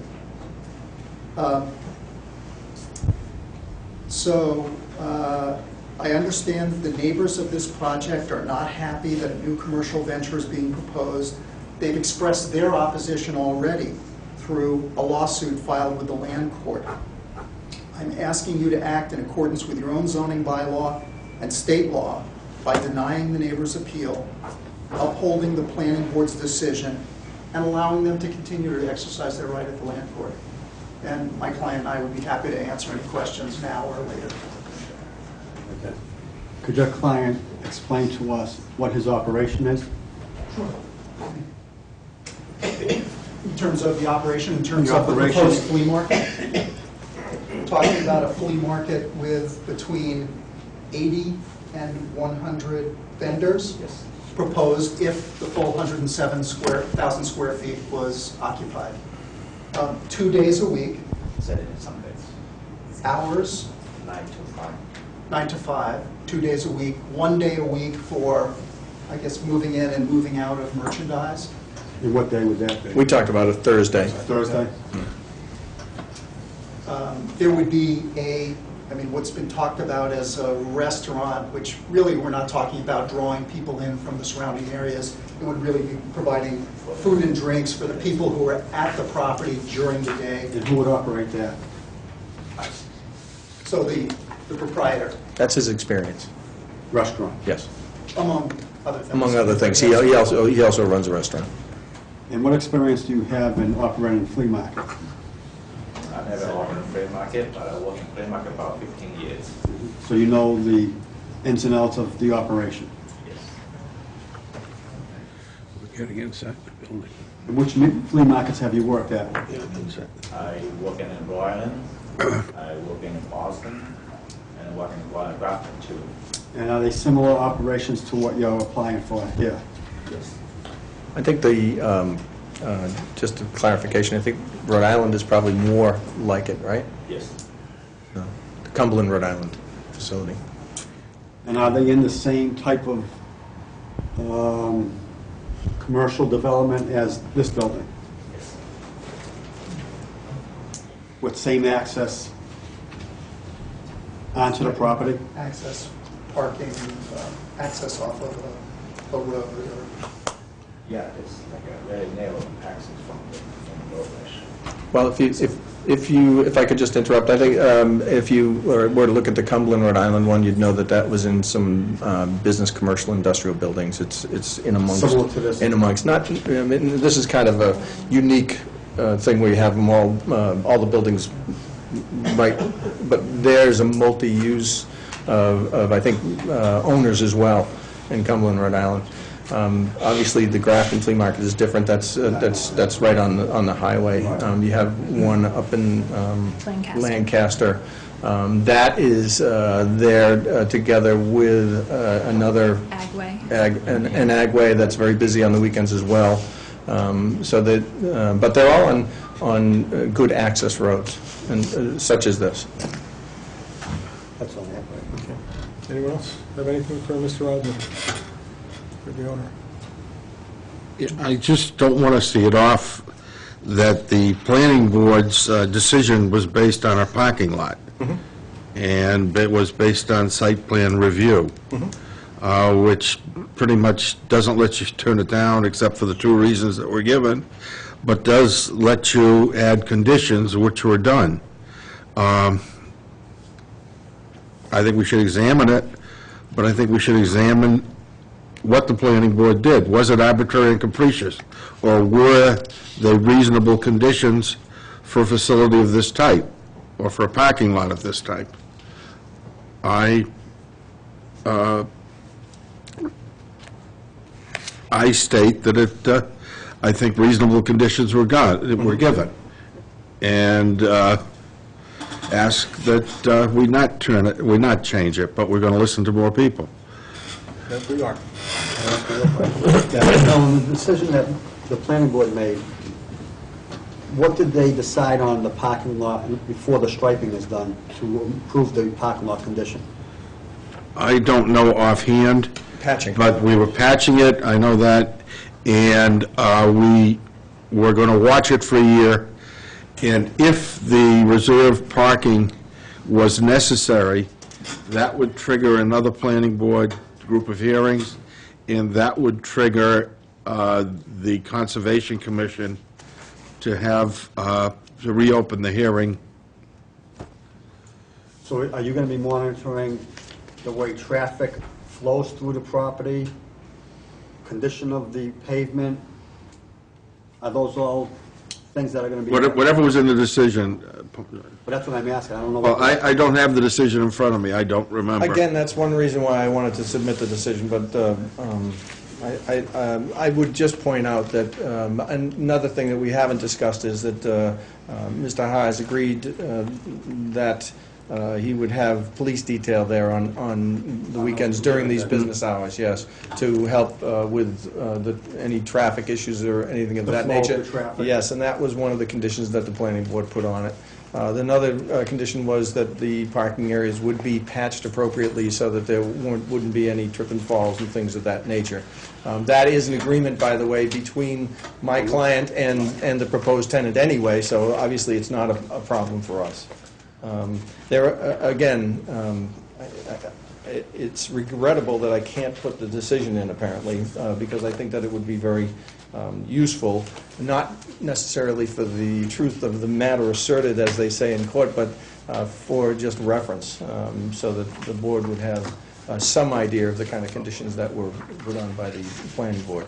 Do the public have notification of what the decision was made? Yes. And they were at the hearing, so they know what? Yes. It's been publicized, it's been published.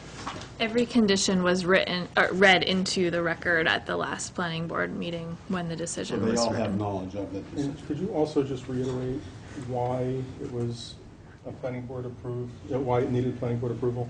If this is Yes. Mr. Rickers use for- spoke of this earlier. This is an allowed use within the commercial business district. The site plan approval was required because of the change of use requiring 20 or more parking spaces, and the change of use being in an area 20,000 or greater square feet in area. Which you really have to read that section of the bylaw to get to.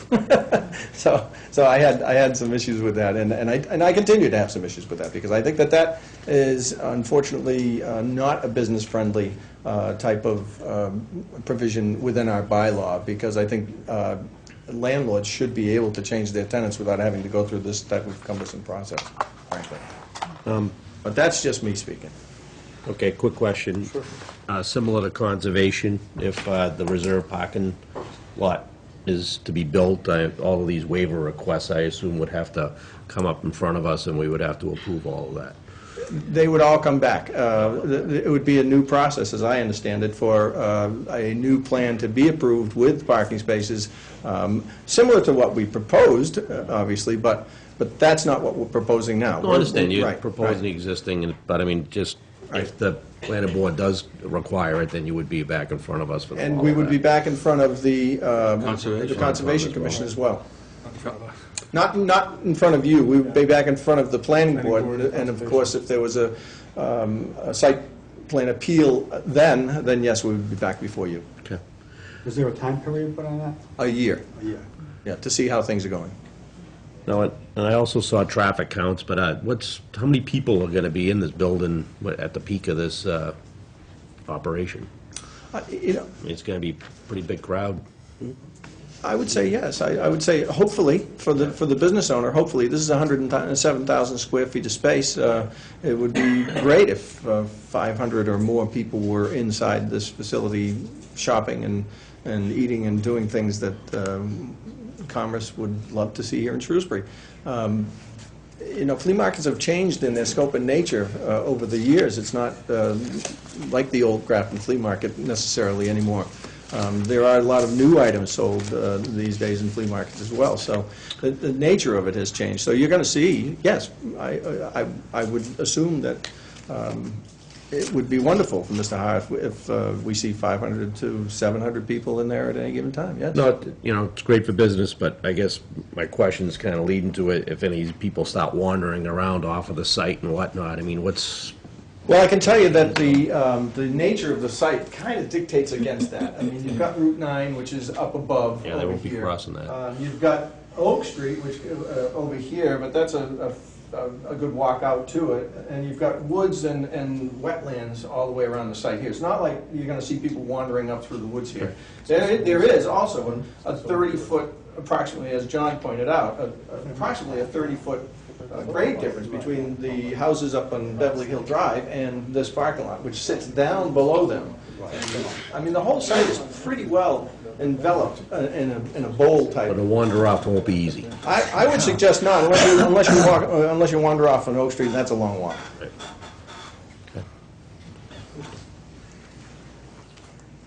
Mr. Watsky? Thank you. Gentlemen, if I could come up here. You want me to pack up, Matt? You don't have to pack up, but you could slide over. Okay, happy to.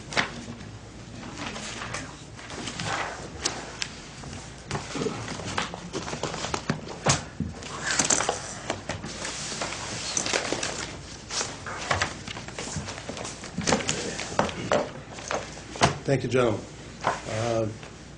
I'm Matthew Watsky, here as counsel for a number of people who have appealed this decision. There are a number of other people, I'm sure, who will want to speak here tonight. There were quite a few people from the public who spoke at the planning board. So I'll make my comments, but I think you can expect that there will be members of the public who want to speak as well. A couple of things before I go into what I had been planning on speaking about is, what's the project here? I just heard here tonight that they're suggesting there would only be 80 to 100 booths. At the planning board hearings, they're talking about 500 booths, which with a typical vendor using an average of 2 booths per vendor, there would be as many as 250 vendors. If you think about it, we're talking about 107,000 square feet of space, and they're saying only 80 to 100 vendors. So it's easy math. 100 vendors into 100,000 is 1,000 square feet per vendor. Take a look at this room. I just did a little bit of math. This room is about 40 by 24. It's 960 square feet. So you talk about if you have 80 vendors, you'd have each booth being a good bit larger than this room. That is not the way flea markets are set up. So I think you need to question the facts that you're being presented. As it was designed and it was presented to the planning board, got over 100,000 square feet of space. There's one small section being set aside as a restaurant to take care of all the people who are coming to the flea market, and 250 vendors anticipated on average with 500 booths. That's a lot more traffic than what they're suggesting at 80 to 100 vendors.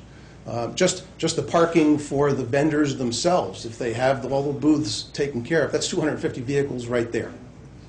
And I'll move on into traffic. I'll sort of go through this step by step. But next question, special permit or site plan review.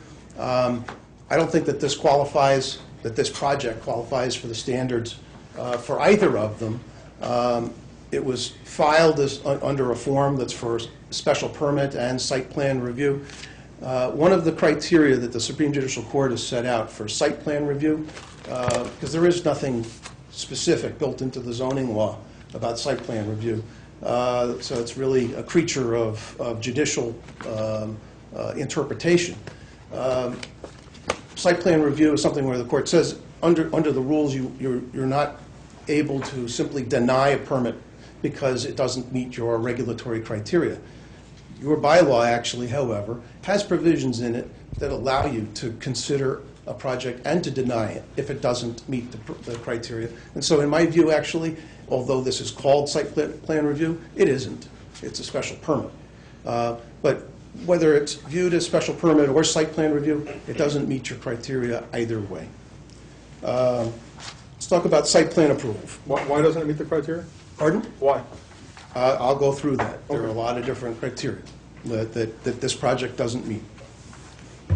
They're seeking this permit for a change of use, which they've acknowledged, from a use as a warehouse, which is now vacant, to a retail use. That change of use must meet all of their site plan requirements and attain the site plan approval and comply with all other zoning requirements. So what is it about this that doesn't comply with site plan requirements? Excuse me, all of your zoning requirements? Well, how about the first one? This is a retail use in a building that has access off of Oak Street. That access off of Oak Street is in a residential district. You actually have a residential district line shown on the plan right here. So from here over, it's residence B1. From there over, it's the commercial business. You're probably familiar with the appeals court and SJC decisions that say that access into a commercial or an industrial facility using an access that comes through a residential zone is not permissible. This facility, the building itself, I'll grant you that the existing access off of Oak Street, the way it was used before, when the building was in a warehouse use, because that warehouse use predated your zoning, that the access for that warehouse use was grandfathered. They're changing their use now, however. Because it's a change of use, it's no longer grandfathered. It's changing from a pre-existing legal non-conforming use of access off of Oak Street for a warehouse to a not pre-existing legal non-conforming use, in illegal use, retail coming off of Oak Street. So that very first basic criteria for site plan review, that it comply with all the other zoning requirements, it doesn't meet it. And there is no and has not been a retail use in this building. So you're talking about change from the operation, from the occasional employees. They said they had 100 employees. Mr. Watsky, why are we talking about a building? The planning board only issued site plan for a parking area. The building would have to go through the Board of Selectmen, the fire chief, the building inspector. Those are entirely different things. I'd be glad to answer your question, Mr. Gordon, if the chair wishes me to do so. Sure. It's somewhat unusual to be questioned in the middle of the presentation, but I'll address Mr. Gordon's lack of familiarity with the law.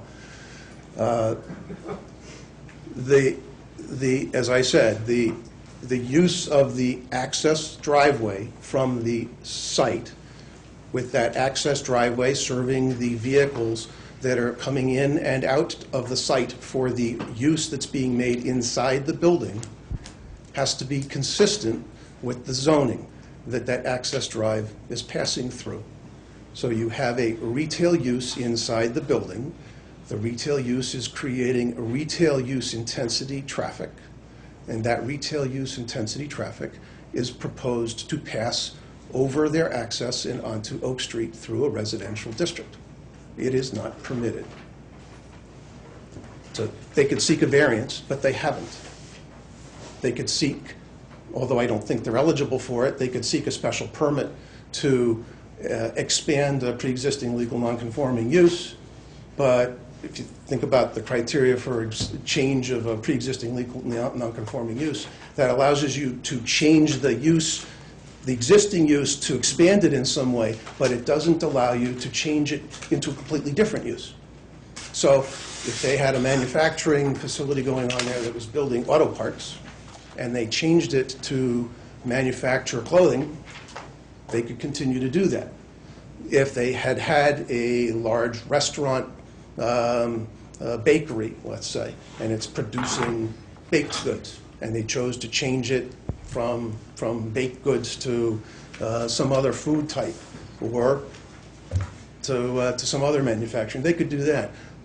But if they're changing it from manufacturing to retail, that's not a change, an expansion of a pre-existing legal non-conforming use. That's a change of the use altogether, and that's not grandfathered.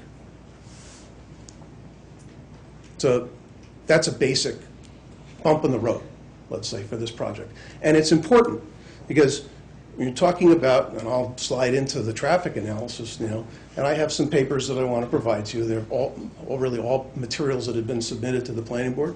We had a traffic expert review the report that had been submitted for the applicant and give his critique of it. And his conclusion was that it was woefully inadequate. It was not a traffic analysis. The analysis that the applicant submitted was not a traffic analysis that met the criteria for a traffic study that any board would generally require if they're really analyzing it. It's not what would be called for under the bylaw. And the conclusion that our traffic expert reached, just by comparing traffic studies that have actually been done, and he gave reference to one in particular, to traffic generated by a flea market, where he compared the traffic from that flea market and the size of that flea market to the size of this facility in terms of the number of square feet. He concluded that daily traffic per day here would be between 5,000 and 6,000 vehicle trips per day. Now, the Mass DOT, which Attorney Ricker referred to, Mass DOT is reviewing this. They have to have the access to the highway. Mass DOT has already determined, and I believe has informed them, that this project is a very significant project in terms of traffic generation, exceeding the MEPA standards of 3,000 cars per day, and that DOT will not issue the permit to access the highway unless and until they go through MEPA, substantiating our traffic engineer's position that he provided in his report before, that the traffic impact from this project could be quite significant. And that's really, I'm sure you're going to hear from a number of people, that's what has people most upset and most concerned about, is that you have a residential road and you have a project that's going to generate traffic from people who won't know that the only way that they may be supposed to come in is off of the highway. They're going to put in their GPS and they're going to be told, how do I get here? And they'll be on a road that will take them through the residential district. And that will have a real impact on people. It's not only not legal under the zoning, it's bad policy. You're taking a project, a piece of property, changing its use, and creating a very significant traffic impact on the neighbors. The Article 4, Section 1F24. There are waivers of environmental reports. There's the rules require traffic and transportation and circulation report, require stormwater analysis, require public services impact report, an environmental and sensitive resources report, and a report about the impact on community. There's a rationale that is required to be provided for any one of those, for a waiver granted any of those. The planning board gave no rationale whatsoever. And I don't believe that you have heard any explanation for why those waivers are appropriate. What you've been told is, we really don't need to give you that information, so just waive the requirement. But what they're doing in giving you an inadequate traffic and analysis, and by saying we don't really want to look at the stormwater impacts because we're not really changing the parking, is not giving you the information that you actually need to make a decision whether you should waive it or not. And you shouldn't waive it. The traffic impact, again, we have the report from TEP Inc., and I'll be providing that to you. Why don't I hand that now, actually? Here's, so here are all the documents that I'd previously submitted to the planning board. And there's a letter under my letterhead. There is a letter from Goddard Consulting.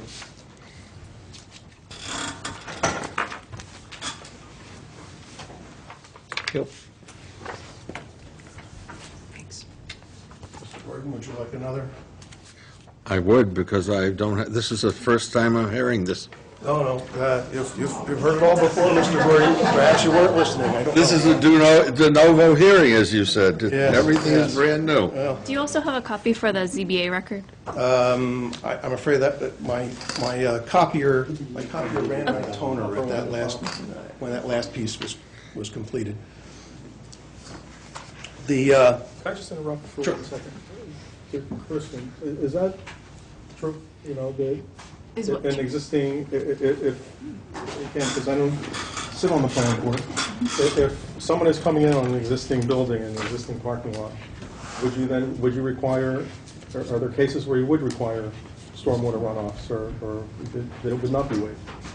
I believe if there's no changes to the parking, that stormwater would be waived, and I know that the Conservation Commission had heard this under a request for determination submitted by the petitioner. I'm not completely familiar with what the decision of the Conservation Commission was, but Attorney Watsky was at that hearing, and I believe he received the decision, so he might be able to speak more clearly on that. I did receive the decision, and I disagree with it, which is why we're here. Well, not for the Conservation Commission. Pardon? I'll provide you with a copy of the Conservation Commission's decision as well. I'm sorry. We do have a copy of that. Okay, well, I'll be putting that into the record as well. If I can jump to that. No, go ahead. I just wondered what was on my mind, the point that you were just made. So, off-street parking, if you have a change of use, it triggers the review of the off-street parking. And the criteria for redesign of the off-street parking includes an analysis of drainage and a requirement that a certain amount of vegetative strips and the like be included.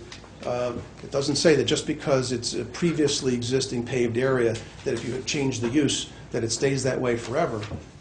When you have a change of use, that's the opportunity to upgrade a facility, to modernize it, and to bring it more into compliance, more consistent with your current rules and regulations. Your current rules and regulations require people to manage their stormwater according to current state standards.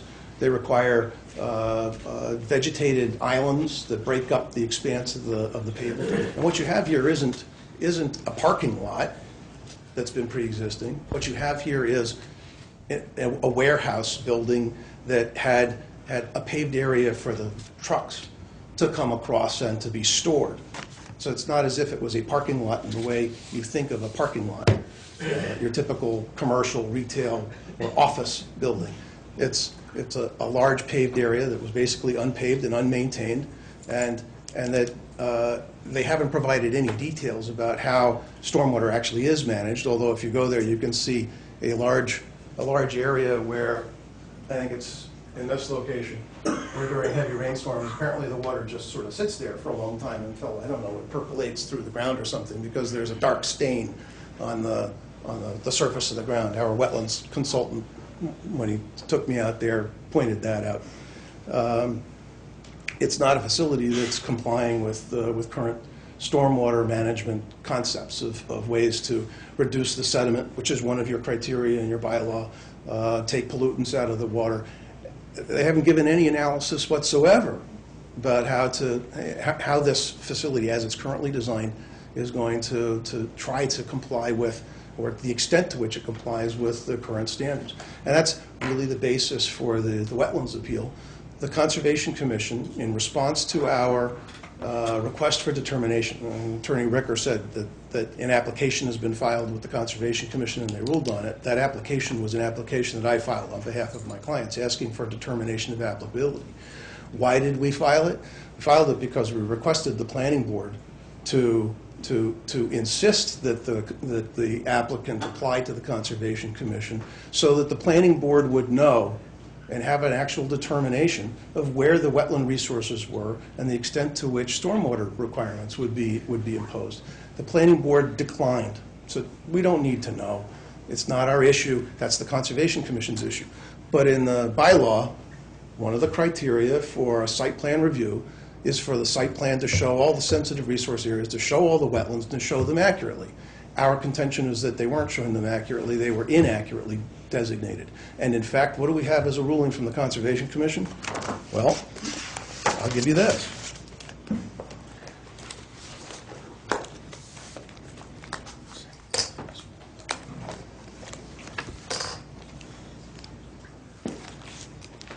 Here's, how many, 1, 2, 3, 4, is 7 enough? Yeah. So here's our request for determination as we filed it.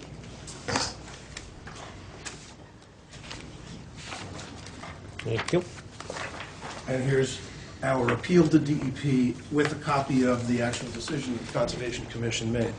So our request to the Commission was a request that they determine a number of specific issues, not just the accuracy of the wetland delineation, but the applicability of the stormwater regulations that are built into the wetland regulations to this project, because this project qualifies as what DEP considers a redevelopment of an existing site. You're taking 107,000 square feet inside a building, you're completely renovating and reusing that building interior, you're redoing the parking lot as a result of it, you're changing the traffic, and that qualifies as a redevelopment. What did the... So what did the Conservation Commission do? The Conservation Commission chose not to take any action on the more complicated issues, but what they did act on was the question whether there was an accurate wetland delineation. And the answer was no. That the plan that was submitted by the applicant to the planning board, which we then took and we submitted to the Conservation Commission, and we provided the testimony from Goddard Consulting. The Conservation Commission's ruling is that the wetland line is not accurate. I disagree. I'm sorry. I have to speak. Before you go, Phil, are we here on anything about the Conservation Commission? In the box of what we're... Are we here I on... think within the bounds of the criteria, it could be said that you could be. Sure. Stormwater runoff and stormwater regulation. I think it's within the bounds. Okay. You certainly, in the criteria for your decision, you have to consider whether they've adequately evaluated the impacts to resource areas and have managed stormwater. And one of their requests, they say that for reserve parking, you need to evaluate. You need to know when they're presenting you with a reserve parking plan. And the applicant hasn't actually put the reserve parking plan up. I don't know whether he's submitted that separately. Is that part of the package that you've received from the applicant? Yes, it is. Yeah, we have. Okay, so you've gotten both the non-reserve parking and the actual reserve parking plan. All right. So the reserve parking plan is intended to show all of the details that you would have and to show how that reserve parking area is, quote, it shall be properly designed as an integral part of the overall development. Because the planning board, the site plan review requires a design to consider all of the stormwater management requirements, a reserve parking plan under that rule, which is Roman numeral 7D3, that plan should show you how they would manage to control all of their stormwater from that reserve parking area, as well as showing that they're not going to be affecting sensitive areas such as wetlands. Well, the actual area where the reserve parking lot is going, or would go, over here, according to the wetlands agent, a significant area of this consists of wetland plants. Conservation Commission didn't actually rule that that area is wetlands. They sort of sidestepped that. They said, we're not going to rule on it because you haven't actually submitted a detailed plan to us with all of the criteria for delineating a wetland, which would really be the applicant's responsibility. What they did say is that the wetland plan that was submitted was not accurate. We didn't submit it, we didn't create it. All we did was provide it to the commission to say, the applicant submitted this plan to the planning board. We think it's not accurate. Here's why we don't think it's accurate. And the Conservation Commission ruled that it's not accurate. And because of what we felt were the commission's error in not addressing the other details, we filed an appeal to DEP. There will be a DEP site inspection this Thursday. Could we have Mr. Ricker comment on what he's stating? No, it's fine. I mean, while we're fresh in the minds of what he's stating, could you just respond? Before he does, if I may, a determination issued by the Conservation Commission, and you have it attached, as a positive determination, number one, the area described on the reference plan is an area subject to protection under the Act. Removing, filling, dredging, or altering the area requires the filing of a notice of intent. And then 2B, it says the boundaries of resource areas listed below are not, and it underlined not, confirmed by this determination regardless of whether such boundaries are contained on the plans attached to this determination to the request for determination, and that specifically says bordering vegetative wetlands. And in the discussion, they discussed the testimony that was presented to them, and their conclusion that it would appear that the evidence has demonstrated that the wetland line is not accurate.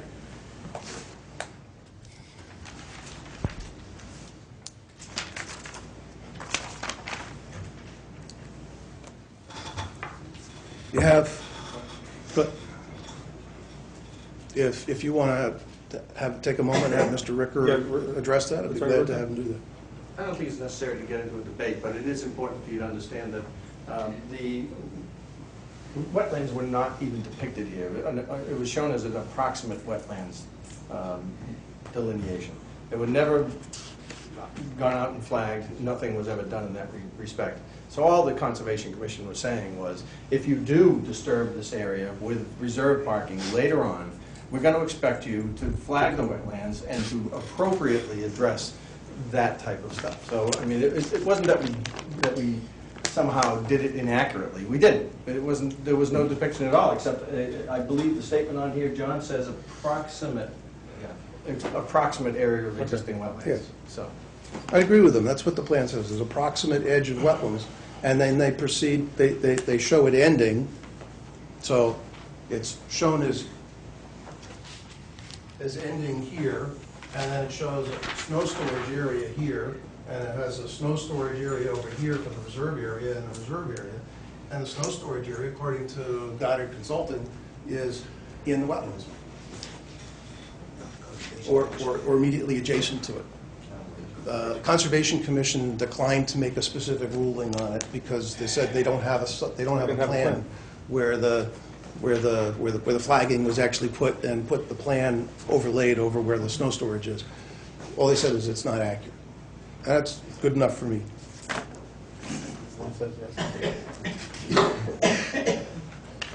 Is that required? I'm sorry, Is is it what required? to delineate where the wetlands are in a plan for, It's a requirement of our, in our zoning bylaw, however, the applicant requested a waiver from that requirement to get around it, or not? to not show the wetland boundary, flagged wetland boundary. I believe they showed the GIS boundary, but I can't confirm that. So we have other waivers, such as the F3H4 about showing utilities, F3H6, protection of sensitive resource areas, F3H7, that it will not cause irrevocable damage to the environment. And frankly, gentlemen, you and ma'am, you don't have information from the applicant to enable you to make a determination on any of those. Again, I go back to,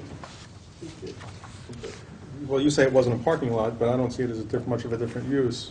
Where would the impact be different? Of the use that it's been for the last 50 years. Right.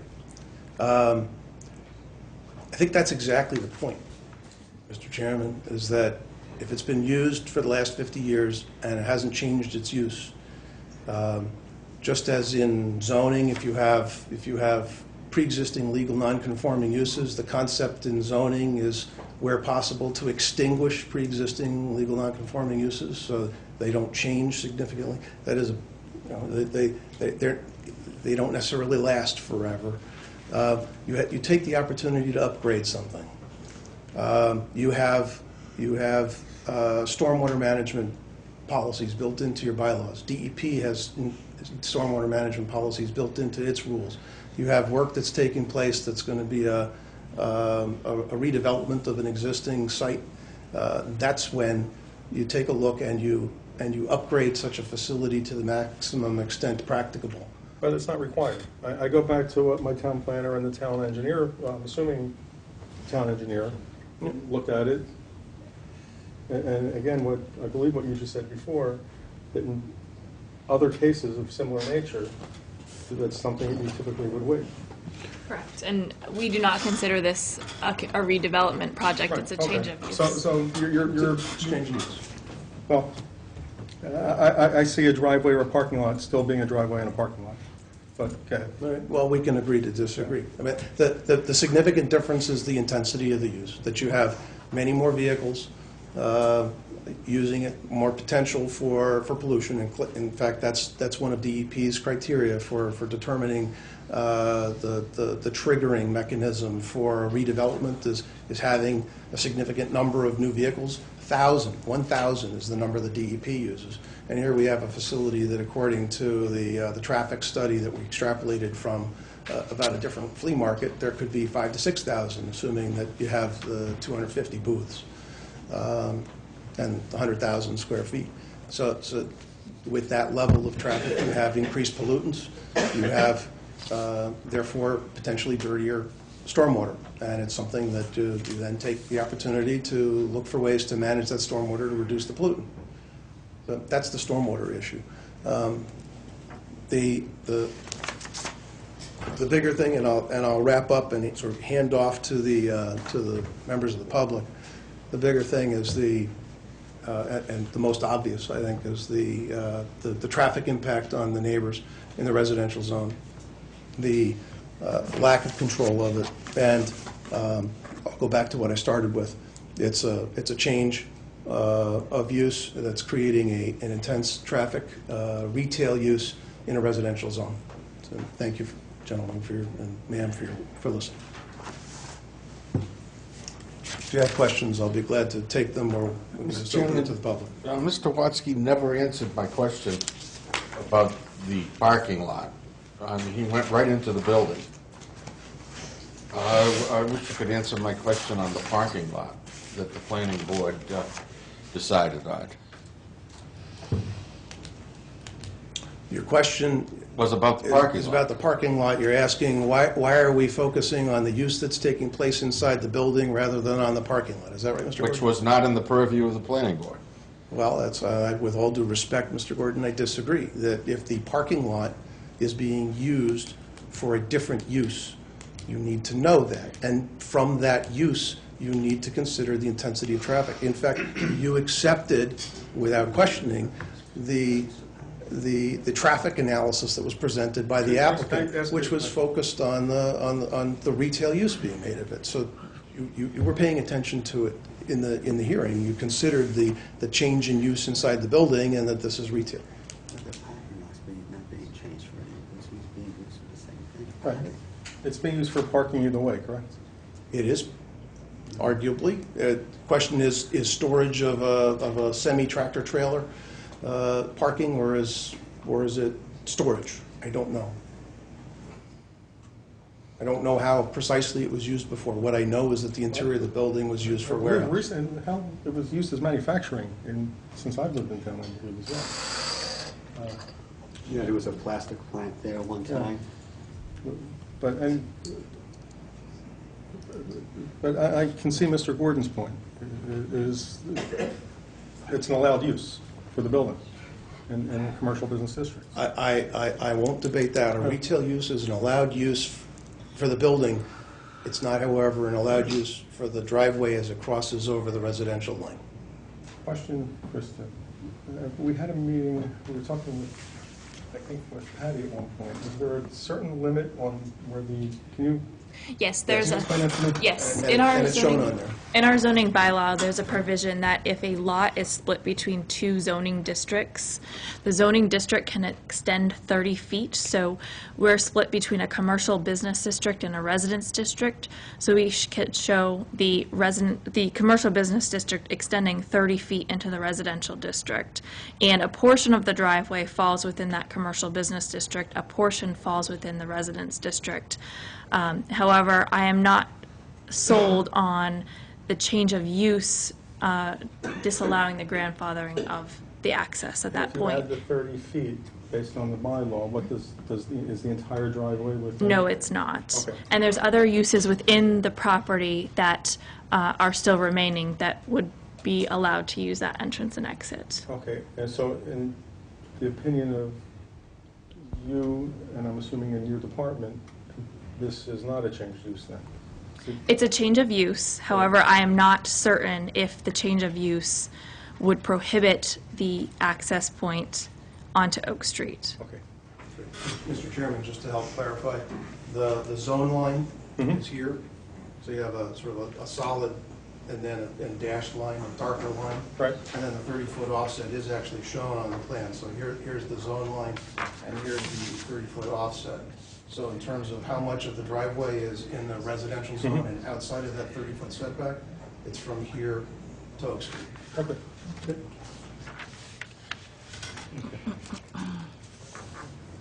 You're done? I'm done for now. Okay, Mary Beth? Done for now. Listening. Okay, I will start from the left, my left. Does anyone in attendance wish to be heard? Raise your hand, state your name. Yes, sir? Please state your name. Ralph Pendleton, 64 Beverly Hill Drive.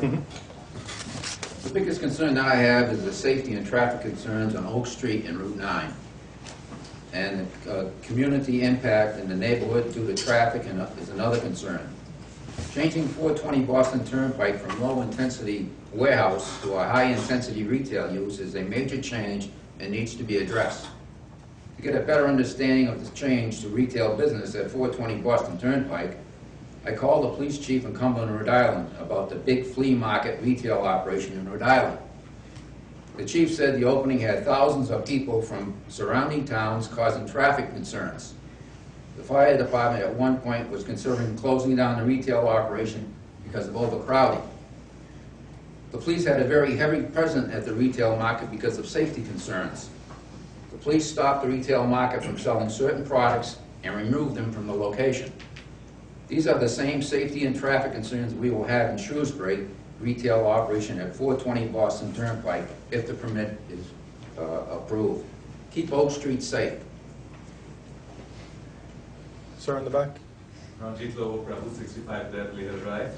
I just wanted to bring attention to point 7 on the bylaw, which was odor and also the public safety. And as part of that, I don't see any regulations on the type of products being sold over here or anything that would cause that. So if just today we had an incident in the town of Shrewsbury where a big facility had to be evacuated because nitric and sulfuric acids were mixed together. If there is absolutely no regulation on that, on what is done. That's not, again, that's not what we're here for.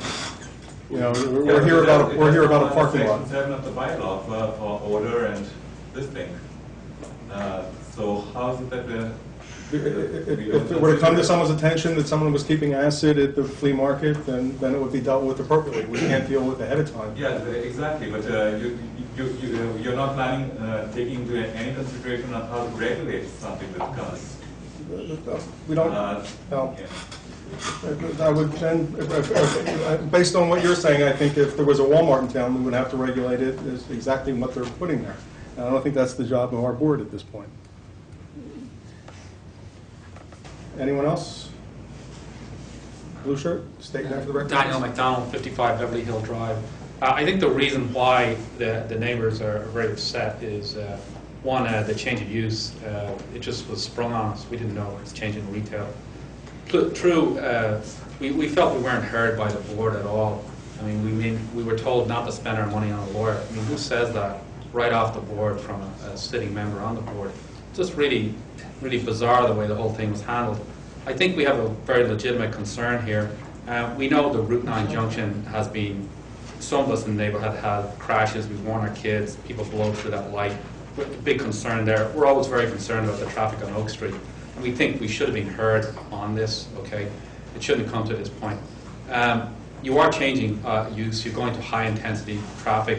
There's going to be a lot of traffic. You're not going to be able to stop people unless you come up with some kind of a real smart plan. I don't see that possible from using Oak Street because they're going to use their GPS. So again, I think we have a very legitimate concern here. Okay, it could be a plastic factory, it could be anything. In fact, you know, it's better that something goes in there because it helps the Shrewsbury tax base. But we are concerned, we're concerned about the traffic. There's going to be an exponential increase in traffic in an area right now, Oak Street, that has problems. So that's our concern. I just wanted to voice it. We have nothing against the business owner, we wish him well. But we felt that the planning board did not really address or listen to us. And again, that's our concern. Thank you. Thank you. State your name for the record. Ken Webster, 69 Beverly Hill Drive. And just to reassert what a lot of people have been saying here, first of all, we heard 80 to 100 booths. We're talking 250 to 500. We heard 300 to 400 or 500 cars or whatever. We're talking 4,000 to 5,000. And I guess somebody said that the owners would have an ad in the paper or whatever to say to come in off of Route 9. Well, you know, if you use your GPS, it's not going to take you off Route 9. If you're coming from Millbury or Uxbridge or Oxford or Sutton or wherever, it's going to take you through our neighborhoods. Okay, so this is a very big concern, and like I said, I hope everybody considers that. That's a major part. That road is narrow. We've already got, you know, we already know that it's zoned residential, and also we feel that we were kind of steamrolled by the planning board. I agree 100%. It was almost like, you know, they wanted to push this through. Let's get it over with, and you know, these people really mean nothing, and that's exactly how we felt as a group. Thank you.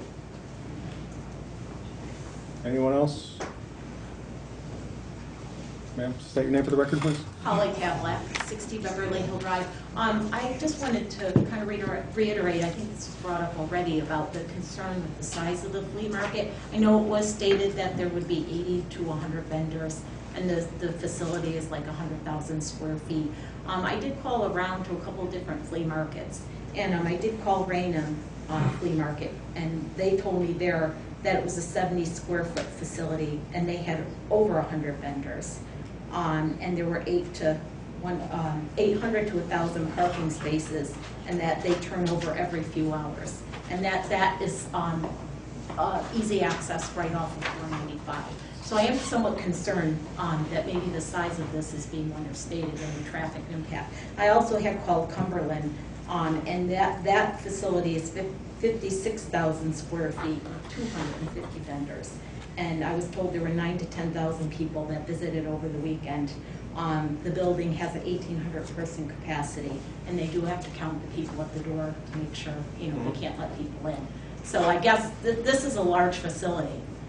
So given what I found out about these other two facilities with much smaller square footage, I am concerned that this is definitely understated. And living off of Oak Street, I am really concerned about the traffic on Oak Street. And in their initial traffic study, they basically really stated there would be no impact to Oak Street, and that the impact on Route 9 would be 2 to 3%.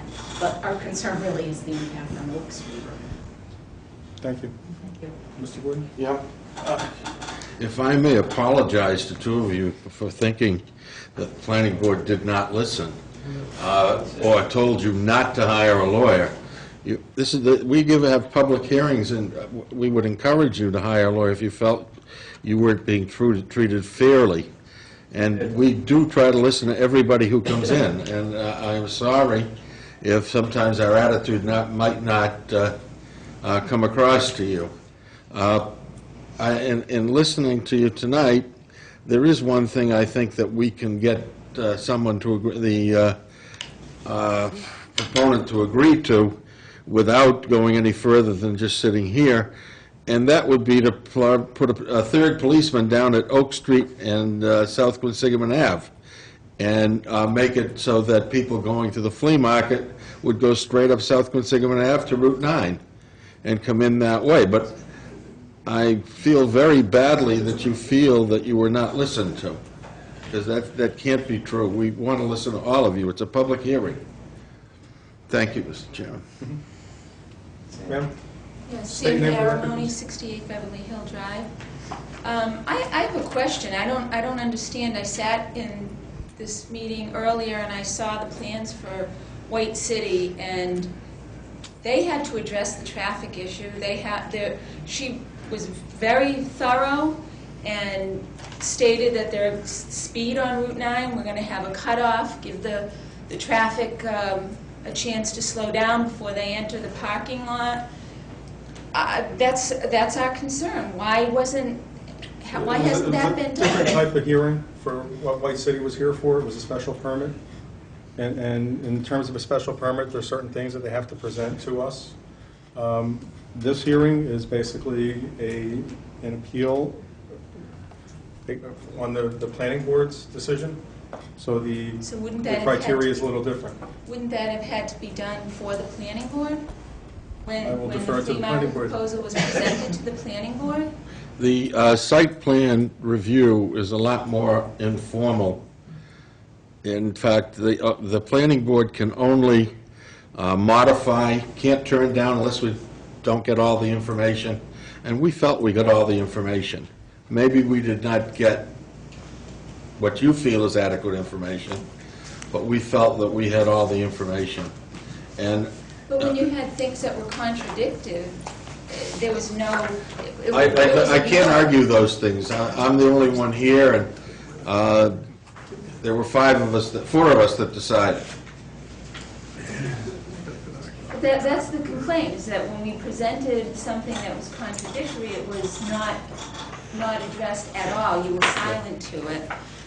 Tonight I sat here and I listened to Mr. Richter say that there was 100, Technology Container Corp had has 100 people in the parking lot there. There's not 100 people in there now, so it is a significant change in use. If you look at their Dun and Bradstreet, Mr. Dowd's operation has 5 to 9 employees. So Who's Mr. there's Dowd? contradictory information. Who's Mr. Dowd? The owner of Technology Okay. Containers. Okay. There's 5 to 9 employees, and they just stated that there were 100. So there's a significant change in use. You're going from very... They stated 140 to be exact. Excuse me? They stated 140 to be exact. I've been in there, and I know the operation, and if you do a Dun & Bradstreet on them, they employ 5 to 9 people, and they have for years. It hasn't been a very large... Again, part of the hurdle here is, this is an allowed use for that building. It is, but it's a change in use. It's still an allowed use. You're It's going... not, they're not asking for a variance, they're not asking for a special permit. It's an allowed use in that zone.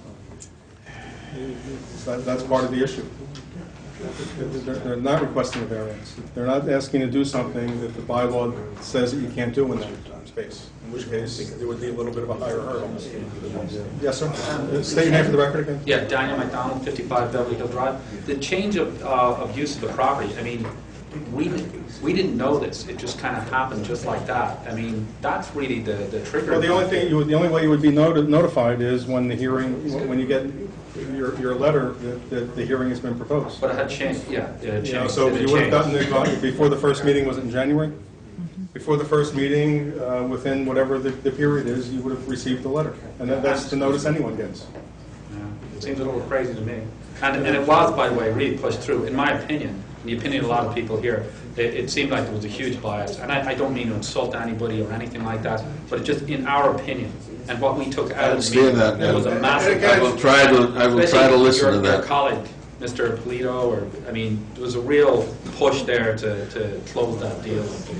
That was frustrating for us. He would hate that. And again, just to reiterate, we are going from one allowed use to another allowed use, which is different than requesting a variance, different than requesting, there are sometimes you need a special permit to have a use in the building. Yeah, I understand. So, But what, I mean, isn't it common sense? is what common sense? Can you say your name for the record again? Sandra Aramoni. You're going from a small use in traffic to a Again, large... it's an allowed use in It the is an building. allowed use. What if something happens? You're negligent addressing traffic. That I can't address. Yes, sir, state your name for the record. Ken Webster, 69 Beverly Drive, Beverly Hill Drive, Mr. Chair. First of all, the question wasn't answered. Mr. Ricker stated, I believe, or Paul George, that they said there were 140 people there, and there's 5 to 9. So I don't know where they're getting their figures. You know where they're getting their figures, but then again, they seem to be a little off on the traffic figures too.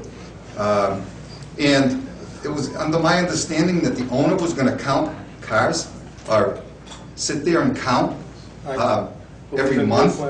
Is that what I heard? It's part of the decision. It's part of the planning. The owner or the runner of the flea market was going to hire people to do a count as you do for a traffic count once a month. Oh, how convenient. That's, I mean, that really makes a lot of sense. So that, and if he just forgets, I mean, you know, what's the big deal or whatever, but yeah, I can see that would go really well. Thank you. I guess that's two things. One, I'm not a lawyer, and two, I don't deserve any respect. But that's okay. Do you want to wait till? Okay. State your name for the record, Yeah, ma'am. my name is Carolyn Skoglund, and I live on Old Faith Road in Shrewsbury. I've been here for 59 years. That's telling my age. But anyway, I can remember years ago, when I come out of Old Faith Road, and I wanted to go to Shrewsbury Center, I would come down South Finman Avenue and take a right on Oak Street, and, you know, continue. And then when they fixed Grace Ave, I said, oh, this is wonderful. Now I go through Grace Ave, Kinglet, and over to Oak Street. Now, how many other people are going to realize, oh, there's another shortcut, and they're going to take that too? So it's not just Oak Street that's going to be affected by the traffic. It's going to be that whole neighborhood. So I just thought I'd throw that in. Thank you. Anybody else? Yes, sir? John Van Linskus, 3 Hillside Lane. I ride my bike down on Oak Street a lot.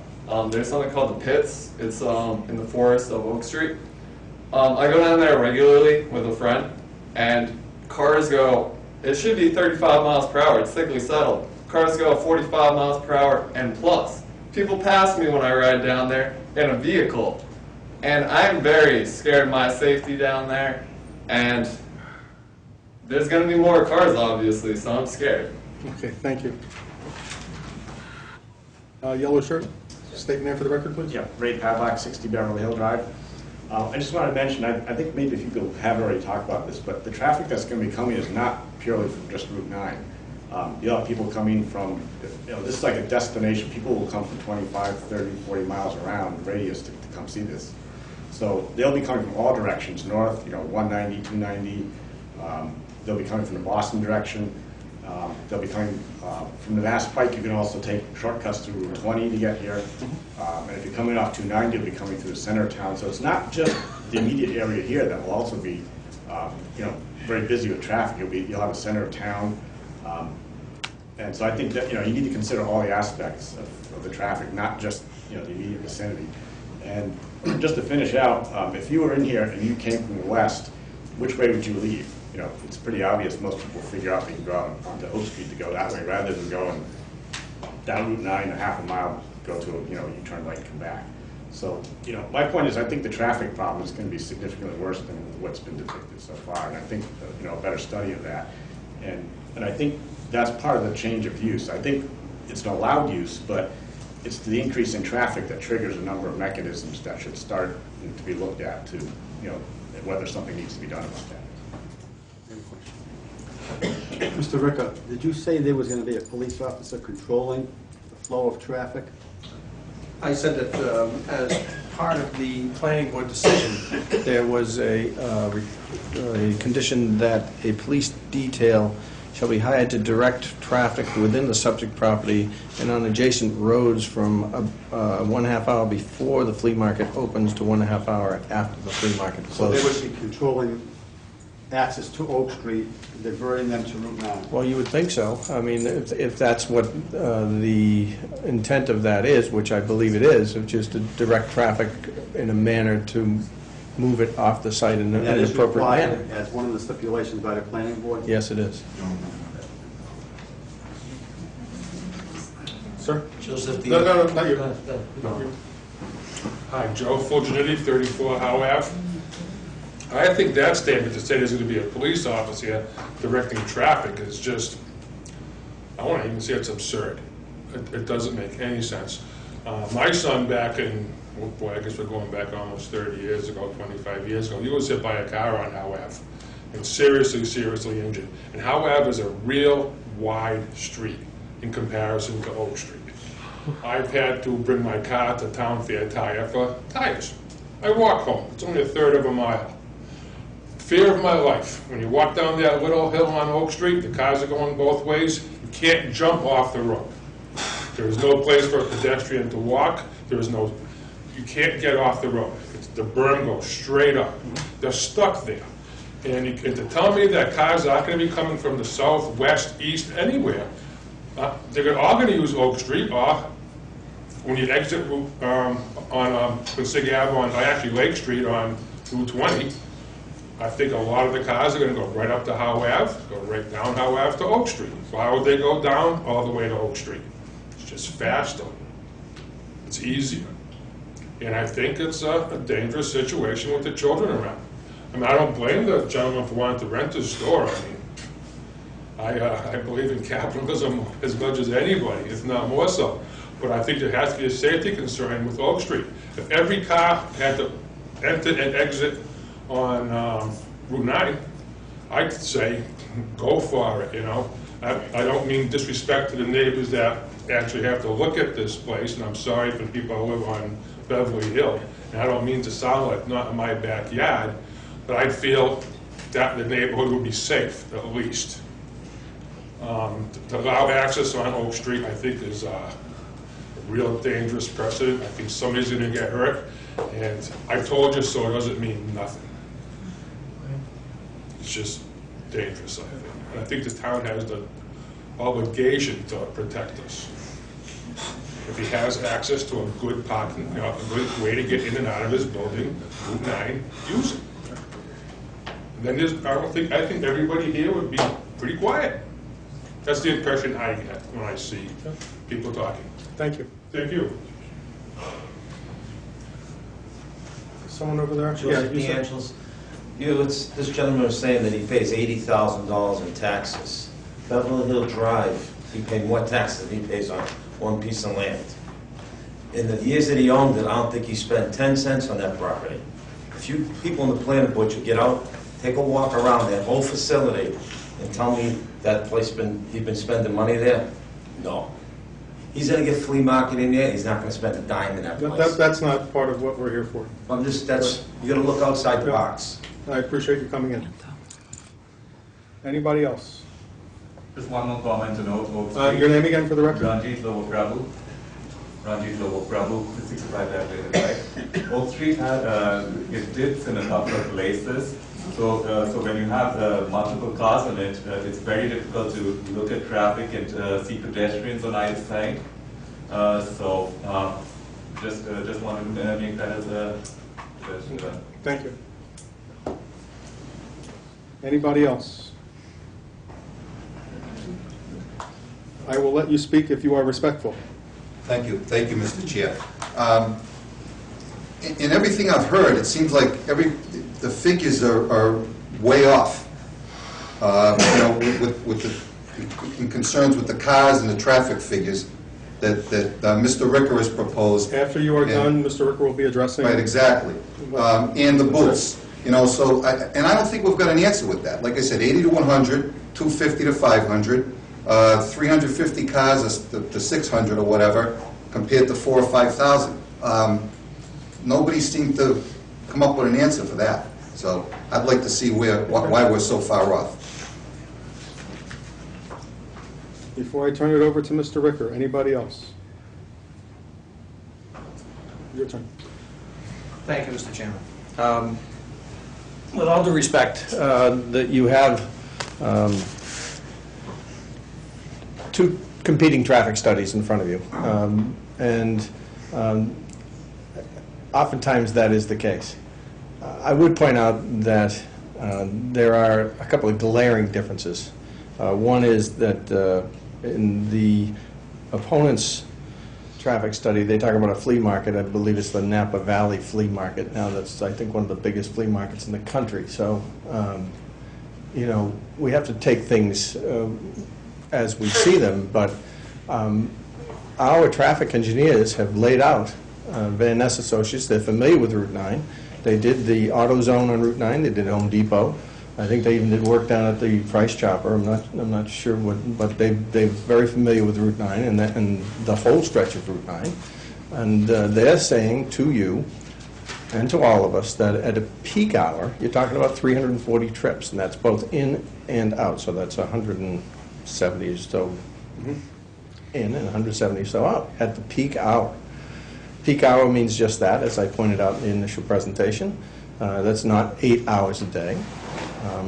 I have the distinct impression that someone thinks I said that at one stage in these presentations that there were going to be 250 to 500 vendors. I never said that, and I don't know where that comes from. I think Mr. Ha stated that he expected 80 to 100 in this space. We do know that vendors do sometimes have multiple booths. So that there could be a vendor that has more than one, more than 3 booths. That is the nature of these flea markets. But respectfully, even in the planning board, all through the planning board process, 4 hearings, I don't recall us ever suggesting that there were 250. Nor did we suggest that there'd be 2,000 or 5,000 cars or vehicle trips a day. So we have to rely on the studies that we get for that purpose. the waivers that have been talked about here, the planning board is entitled to grant those waivers, and there's reasons for granting those waivers, and we've suggested to you what those reasons are, and I think that they're appropriate. To suggest that we haven't met the plan requirements, I'm sorry, I think we have.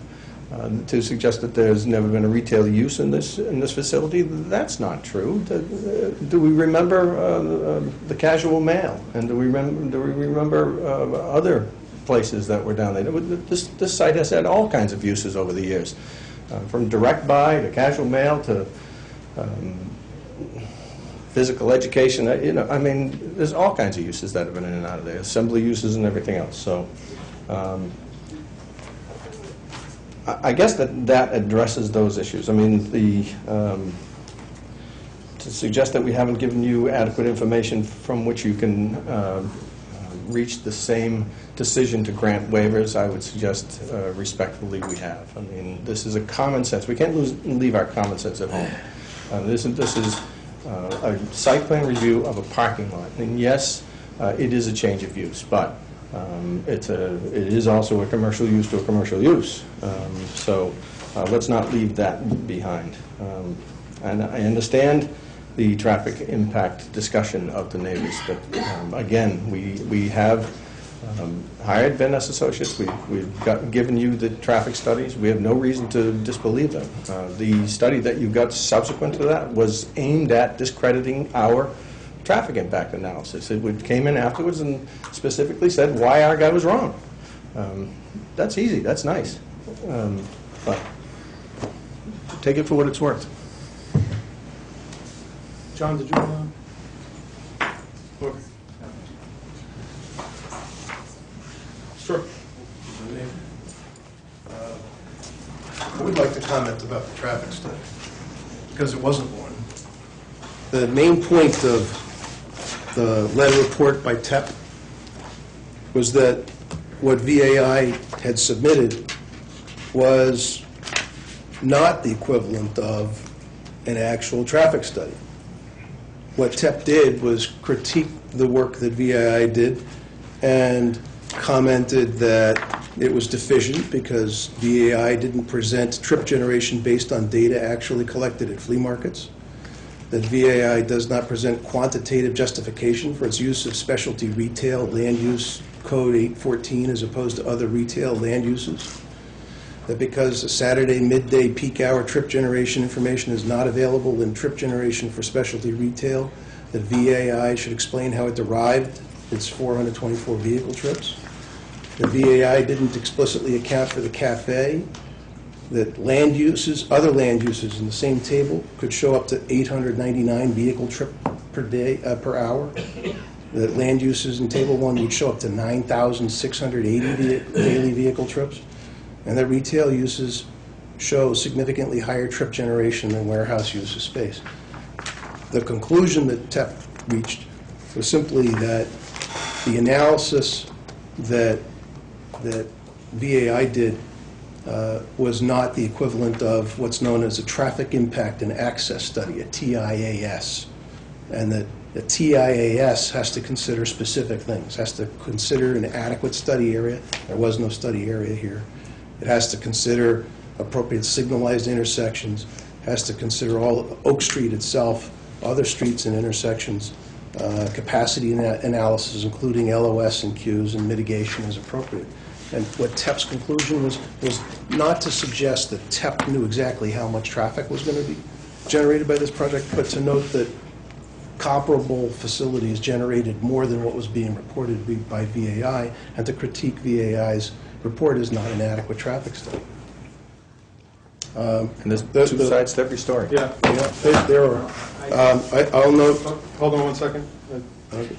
Just to, that report that was done by TEP was done after the initial submission from VAI. Subsequent to that, VAI did go out and do traffic counts at specific intersections, including Oak Street and Route 9. They did specific traffic counts at other flea markets, and What's interesting is with the assumptions that VAI made with their initial report, and they came up with their traffic counts.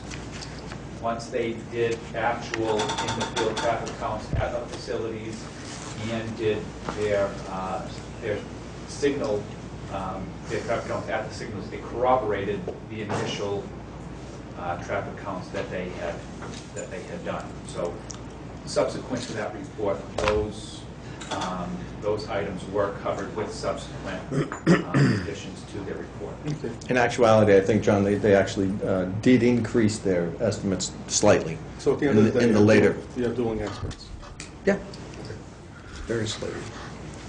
And actually, TEP was made aware of the changes and held by the same opinion that it was not an adequate study. So, just in conclusion, just to look at section Roman numeral 5 of your bylaw that says, for the purposes of this bylaw, any lawful building or structure or use of a building, structure, or land, or any part thereof may be constructed, altered, enlarged, repaired, or moved, and it goes on, and used for any purpose which does not violate any section of this bylaw or any of the provisions of the bylaws of the town. Any use not permitted shall be prohibited. You have a retail use being proposed that's going to use the driveway accessing through a residential district. It's not permitted. Thank you. Anyone else have any questions there? Aside from the flea market, are there other vendors or other businesses operating out of the... Yes, there are many. This whole front section is got several. There's now only a handful, quite frankly. There's office and warehouse. You used to have direct buy there as well. No retails.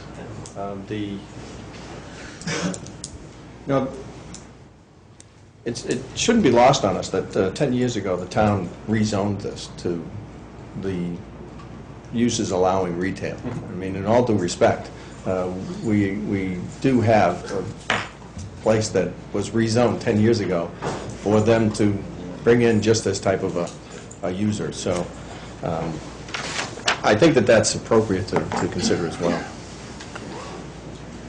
So, yeah, questions really for Kristen, it's just to reiterate that you feel this use is allowed. Yes, absolutely. Okay. And as far as Oak Street is concerned, is that allowed as well as far as access? I don't have adequate information right now. It was just brought to my attention today, so Okay. I cannot answer that question accurately right now. I can tell you that my quick answer, though, was, and without having done the exhaustive research this is undoubtedly going to take, my quick answer was that it's been being used for these purposes for quite a long time, since 1954, and whether it's retail or some other commercial use, it's still a commercial use, and so therefore I think that there may be a little bit of a difference of opinion on that as well.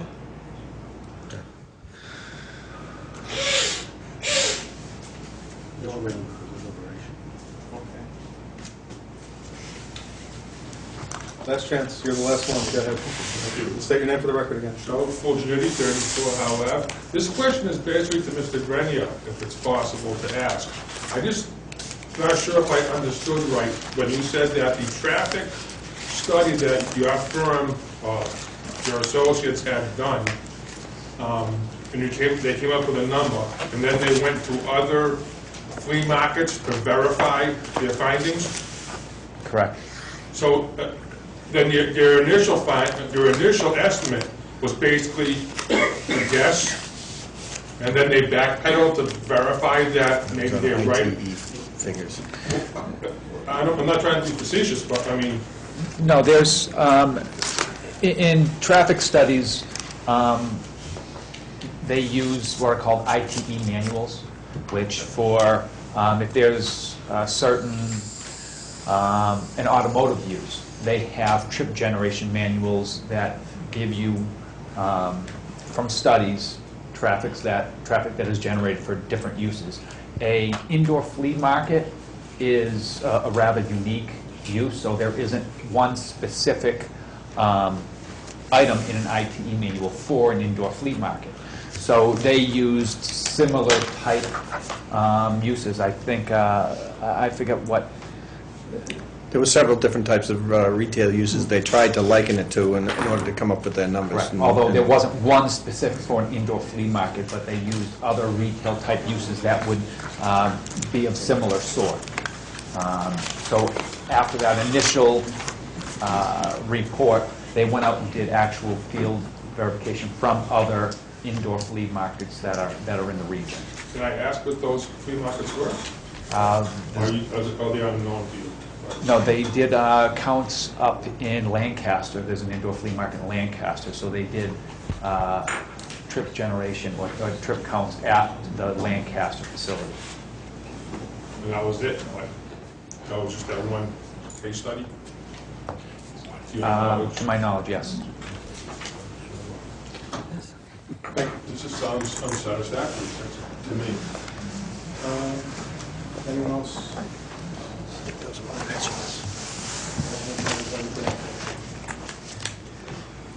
I'd like to continue this one, so I have more information from Kristen on the Oak Street asset. That's where I'm at.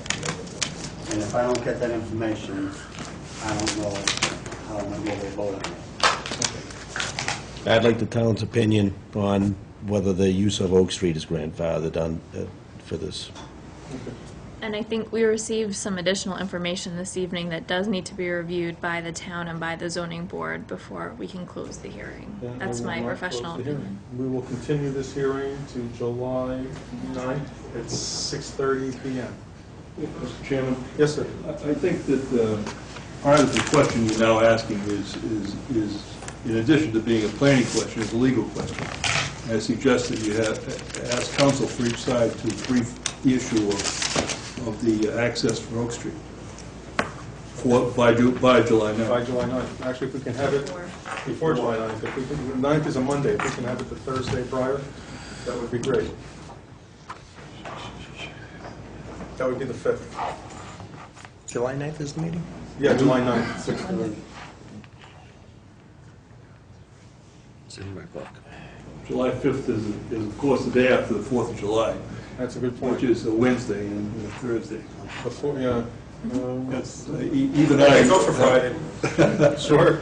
I think that's reasonable. I think that's just as bad, but...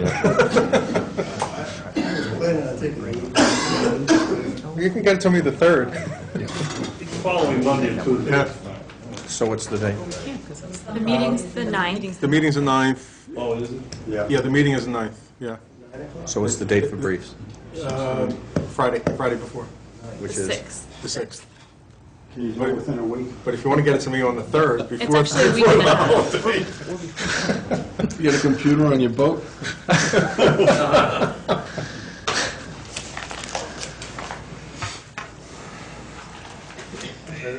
We will continue this until July 9th at 6:30 p.m. We should have a vote on that to continue. Yeah, okay. I'd like to make a motion to continue this hearing to July 9th. At 6:30. Second. All in favor? Aye. Aye. Anyone opposed? Adjourn the meeting. Yeah. Anyone want to make a motion to adjourn? Make a motion to adjourn. Second? All in favor? Aye. Anyone opposed? Hey, Kristen, I got a question for you.